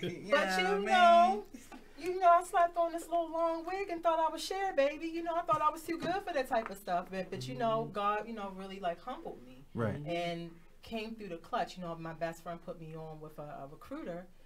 And I can't believe it. Thinking back now, I could kick myself where the way I talked to this woman as if like, because I was hurt. I was scared to go back into, the industry that I just got fired from. Right. And I'm like, I'm not sure if I really want to go back into that, But I need a check. And it's what I'm good at, and it's what my resume entails. So let me just get back to using what I know and using what I got to get what I want, because I want it bad. I'm tired of being up in this house, and I'm tired of like not having what I need. Right. So and not being able to do what you want to do when you want to do it. So now I accepted a temp job. Right. But now this temp job is starting to look very promising. The guy, he's really impressed, and he knows all of the people that I used to work with. It's like, look at God. I'm sitting here blocking myself from His blessing. Right. And he's starting, and then I'm talking to the paralegal and telling her like what could be done around here, and they looking at me like, you are the breath of fresh air that we kind of been looking for. You know what I'm saying? You're cleaning things up. I'm, my hamster wheels are spinning and stuff, and it's just like, this is what I held myself back from. Right. You don't want to get to that place. Get up out of your depression. Get up out of your head. Get up out of your pride, your ego. Get up out of that rock bottom, at least mentally. Like, don't hold yourself from your Give yourself something to look forward to. Everything, free your mind and your ass about. You know what I'm saying? And often when you're at that space, you have to clear out things. Right. And not just neatly put them away. You have to clear things out. That's right. And along with that business coach I've been working with, I got some really good advice this past week, and it was more so, when things aren't working, you don't have to have a long explanation. You don't have to, think about it and, just say this is not working. Thank you. Walk away in peace. I'll take take it from this point, and that's it. Right. And getting friends and family, and if things work out, if I get my stuff together, you get your stuff together, we can come back to this space again, and it'll be something totally different. But until then, we gotta really focus on us and work on our individual selves. Right. And we can't keep putting ourselves in that situation where, okay, I got this new opportunity and I'm gonna make this work. And then because my faith is starting to be questioned by me now. Like, is my faith really what I think it is? Am I really living myself? And I know for a lot of points of that, but it's more so just trying to get myself away from things that are distracting me and putting me in a space where I'm not happy or I'm not fulfilled. Right, no, because what you said when you said cleaning some things, what came to me, like a lot of people, like say like when you clean up the house, you straighten it up and you put things neatly place, put the problems like away. You're saying.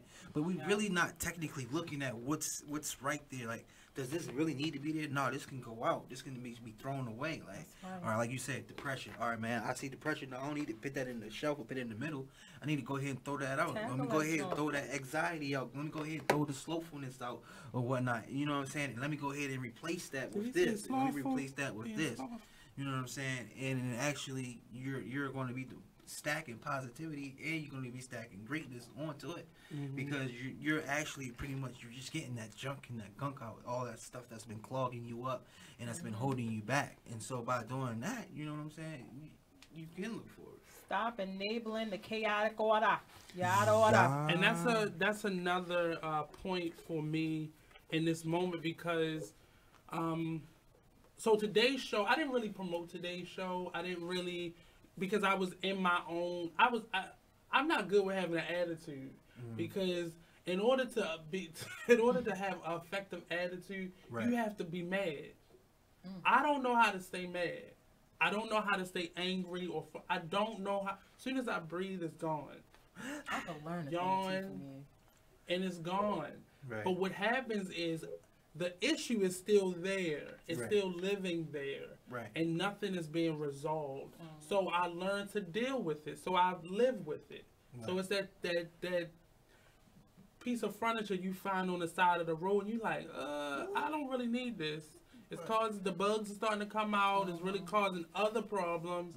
And then you start seeing everything else compile, and it's coming to a head, and then it comes out in a real agitated way, and people take it like they get defensive, because you should have dealt with that in time instead of letting things. You let it, like pretty much like you're saying, build up. Because it starts affecting relationships then. Right. Absolutely. I told that. I'm sorry. No, you go ahead. Go ahead. No. I talked at the I said that to my sisters. You know what I'm saying, earlier this week, and I really got on them. I said, because you guys shunned me not too long ago for tackling things or speaking my mind. You guys have a bad, not a reputation, but you guys got, a thing where you guys just don't talk about stuff, or you don't let yourself be heard, or you rather shoot subliminal shots and things like that. So when a person like me come to you at your front door like FedEx, all of a sudden I'm looking confrontational. Right. You cannot keep living life trying to avoid conflict. Conflict is going to come to you like a gnat, baby. Like, you know how gnats just coming all up in your face and you just want them out. That's just how it is. You just got to swat it and keep it moving. Right. I would say conflict comes, but it's all according to how we handle that conflict. I believe anytime a situation presents itself, there's always a way through it. We just have to find that right way to go through it, because we can hit that, and we can be actually wrong by going at it that way, but be right going at it that way. But ultimately, it's just listening. Right. And being still and just not pulling at strings. When we feel like we're losing it and where rock bottom is close, our toes is touching the rock bottom, we started trying to do the things that we've done to survive, to get by. Fight or flight. And what I realized in the last year was a lot of those things have been taken away. So a lot of those things of comfort was taken away. I just had an argument with a really good friend, and it was something that could have been avoided. And I saw an opportunity to avoid it and still get what I want. But a part of me said, no, you still have to say what you feel. Right. Because ultimately, this person is going to express what they really feel. And then you go get clarity on this relationship, and things are gonna be true, and nobody can hide anything. So you gotta get it out, and we're just used to living through stuff. Right. So if I don't deal with it, it doesn't exist. No, also, that's what's killing you. Right, and also if we don't let it out, you know what I'm saying? Like you're saying, we can hold it in. It's toxic to us, and also, you know, you letting like say like someone said something, and you don't express how you feel or how it made you feel. And then you can continue to do it. And next thing you know, you just letting that stuff get on you. If you explain to them how you feel right then and there, or they know right then and there, like, you know what, this is how this person feels, so I know not to do this. You know what I'm saying? A lot of people do that a lot. Absolutely. So we've hit rock bottom, and like the clip we heard coming into the last segment, so you've hit rock bottom, and you can't pull at strings anymore. It's nothing you can grab onto. You gotta really just be patient and think your way through the steps now. So that is more surrendering to whatever the situation is. How hard was it for you to surrender when you had hit that place of this rock bottom? Because we're dealing with pride and ego and attitude and submission and all those words that equate to being weak. It took me a smooth 2.5 months to surrender. Because were you lying to yourself like, no, this is just a little break. This is a... yeah. It was a combination of a lot of things. Like I said, that lie, you know, yeah, I'm going to get this unemployment. I got this imaginary safety net that I thought was there, but poof, like dust, blew away. And then there was, okay, Ashley, you know, you ain't the type of girl to just be sitting still like this. You know what I'm saying? You always got something going on. Right. I got a friend hit me up, hey, I want you to do a ghost promoter kind of thing. Help me promote this club. So I try to do that. Nobody was flocking to the club like that. And then on top of that, working with him, I'm like, look, man, you know what type of situation I'm in. Don't make me look inefficient. You know what I'm saying? Don't take forever to give me the materials that I need so I can promote. I got to be the best at what I'm doing right now. You know what I'm saying? Right. Now you're making me look broke and inefficient. I can't have that. So then I'm like, all right, let me start doing nails. I had like a guy that I just started talking to that I was thinking about dating. I told him about that. And he even looked at me and went, are you really going to do it? You really going to go at it? It's like he saw like the uncertainty. It was all in my spirit. Right. Like it looked like I was really grasping at things. You know, so it took forever for me to surrender. You were desperate. Yeah, desperate as hell. Right. Like, I'll do this. Like, and then it was just like I had to surrender and just sit still, and it felt so uncomfortable. Right, because if you're always on the move, once you sit still, you know, sometimes I believe we get put in situations so we can sit down, so we can actually stop and take a look at what we're doing in life and what we need to change so we can actually move forward. And what's going on around you so you know how to maneuver. You know, it took that time for me to realize how dangerous my community was. I live in Park Heights. That shooting, you know, like that shooting that was going on, like the blocks long. Oh my God, that was a trigger. I'm so sorry, but it's just like that's what happened. That's when my rock bottom happened. Oh my God, it'll bring you because it's the. I love Baltimore, but that area, if you're at that space and you're at the place where you don't really want to go outside and you kind of wearing the same thing a couple days in a row and you look out the door, it's so depressing.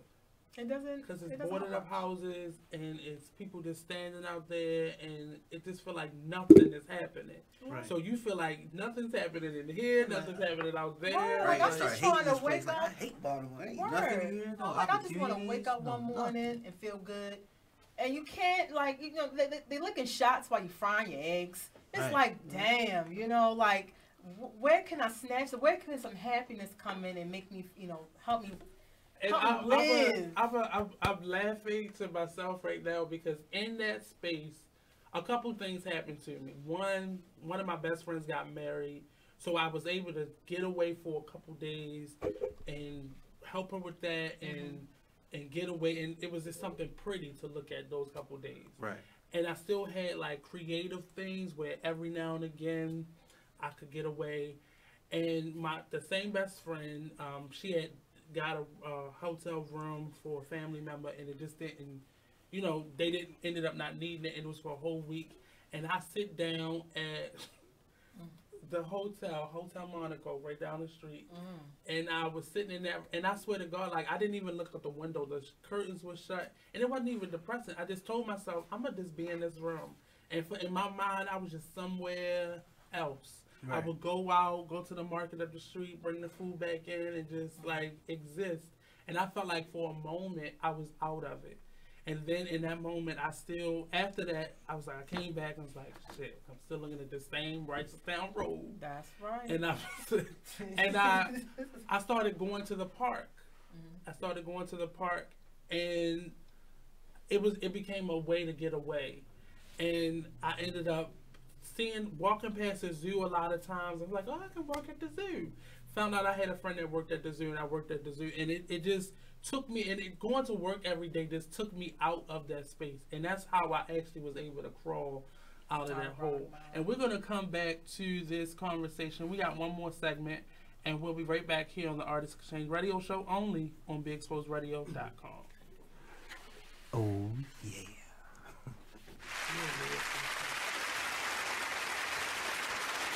You are tuned in to BeExposedRadio.com. Not what's going to happen. That's exactly. Do y'all think that we're about to go to war with North Korea? We're going to get tracked down, huh? Do you think North Korea is going to bomb us? Is it going to be like a nuclear? Probably. No. Probably. We lost all our allies. Yep. All of them. All of them. All of them. Now, is that because of Trump, or is that something Obama Because did? of Trump. He purposely lost them. He said it, too.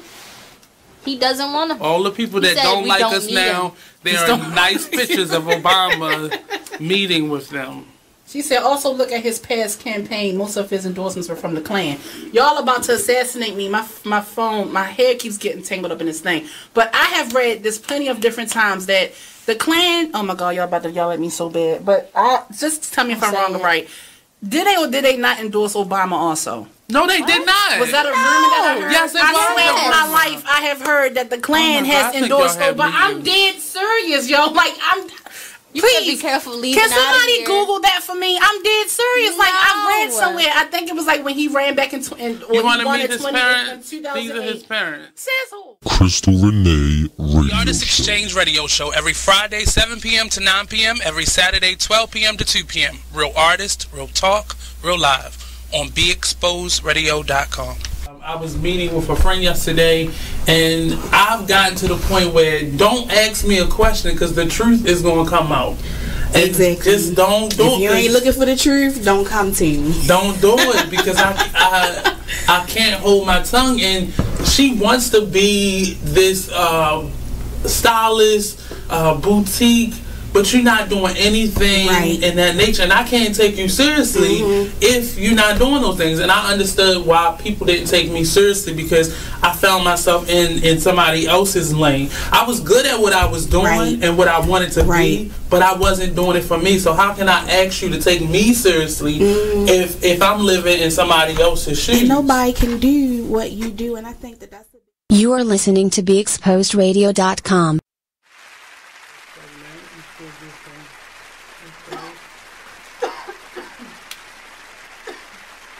Hey, what's up, and welcome back to the Artist Exchange Radio Show. This is our last segment, so I'm gonna just reiterate some things. Today, topic was New Year, Fresh Start Part 2. And as we go throughout the year, like I said, our topic for the year is Let's Go, hashtag Let's Go Get It. And we're gonna be giving you individuals, people, places, information on going to get it.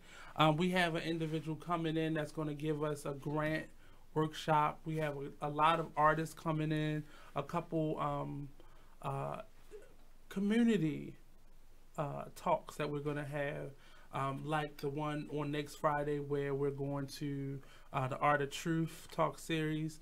And I just want everybody to be their best self. You know, stop focusing on the things that you don't like and pay most attention and put your energy and your attention in the people, places, and things that you do love. Let's stop living the fake it till you make it lifestyle, and stop being in a space that you don't belong in just to get by, just to pulling their strings. That's right.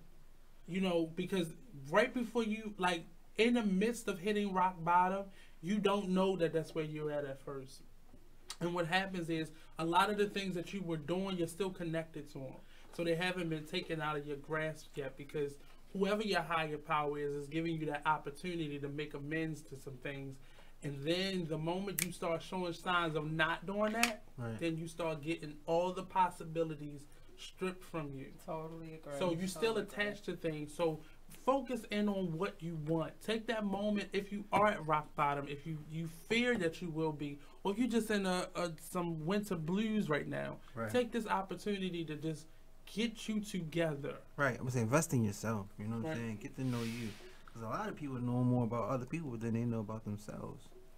That's why we in this whole social commentary world, because it's easier for me, you know, just to, you know, not to go over the time, but I'm watching Charlemagne a lot, and I see how he attack certain people and why he's attacking them, and I'm an interviewer, so I just ask questions, and I see a lot of self-hate coming from that. I watch Wendy Williams a lot, and I see a lot of self-hate coming out of that. A lot of personal fears coming, and that's what we do. And we're able to watch a Wendy or a Charlemagne do this and be able to identify it. But we see a lot of hurt in I see it in ourselves and how we deal with each other and how we talk. Right. They exploit other people's pain and tragedies. Well, it's not. It's the exploitation part of it is there, of course. Right. But it's deeper than that. I have to distract you from what I feel about myself. Right. I have to keep myself, and if I can make money doing this, wow. Now I'm trying to heal some of those things with this money that I'm doing to tear people down. And you don't have to be that person. We don't have to live in that space. Right. And it just, all it does is just corrupt the system more. And it just corrupts the minds of people, you know.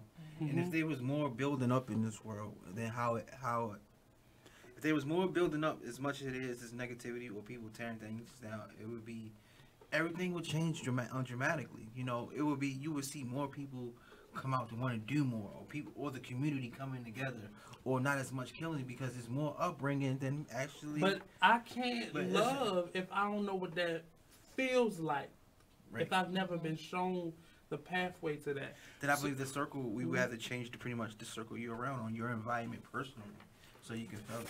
Let me just add this. When it comes to relationships, business, friendships, careers, whatever it is that you do and what you desire to obtain, start the way you want to finish. Stay with it. Right. Everything's going in place. So tomorrow we got Miss LaWanda Jackson, author LaWanda Jackson, joining us. So stay tuned for that. We'll be back tomorrow at 12 p.m. sharp, here live on the Artist Exchange Radio Show. Real artist, real talk, real live. Go to our website. If you came in late, you can go to the website www.beexposedradio.com, or you can go to any of the Artist Exchange Radio Shows pages on Skype, Instagram, Facebook, YouTube, and you can find the show there. Thank you. Have a good night. Sleep tight. Have Stay a good warm. weekend, everyone. Or if y'all out, have some fun dancing because it's 8:54. I've been through a whole lot of things in my life, you know, a lot of ups and a lot of downs. And at the time when it was all happening, it seems like you're in a whirlwind or a tornado, or you just feel like it will never stop. But once you begin to fall on your knees and give your eyes and your ears only to the man upstairs, that is when he begins to speak to you, and you realize that everything he takes us through is necessary. No, it doesn't feel good in that time, and it's not what you want to go through. But it's not our plan, and it's not our life. He is the creator. Our lives were destined before we were even born.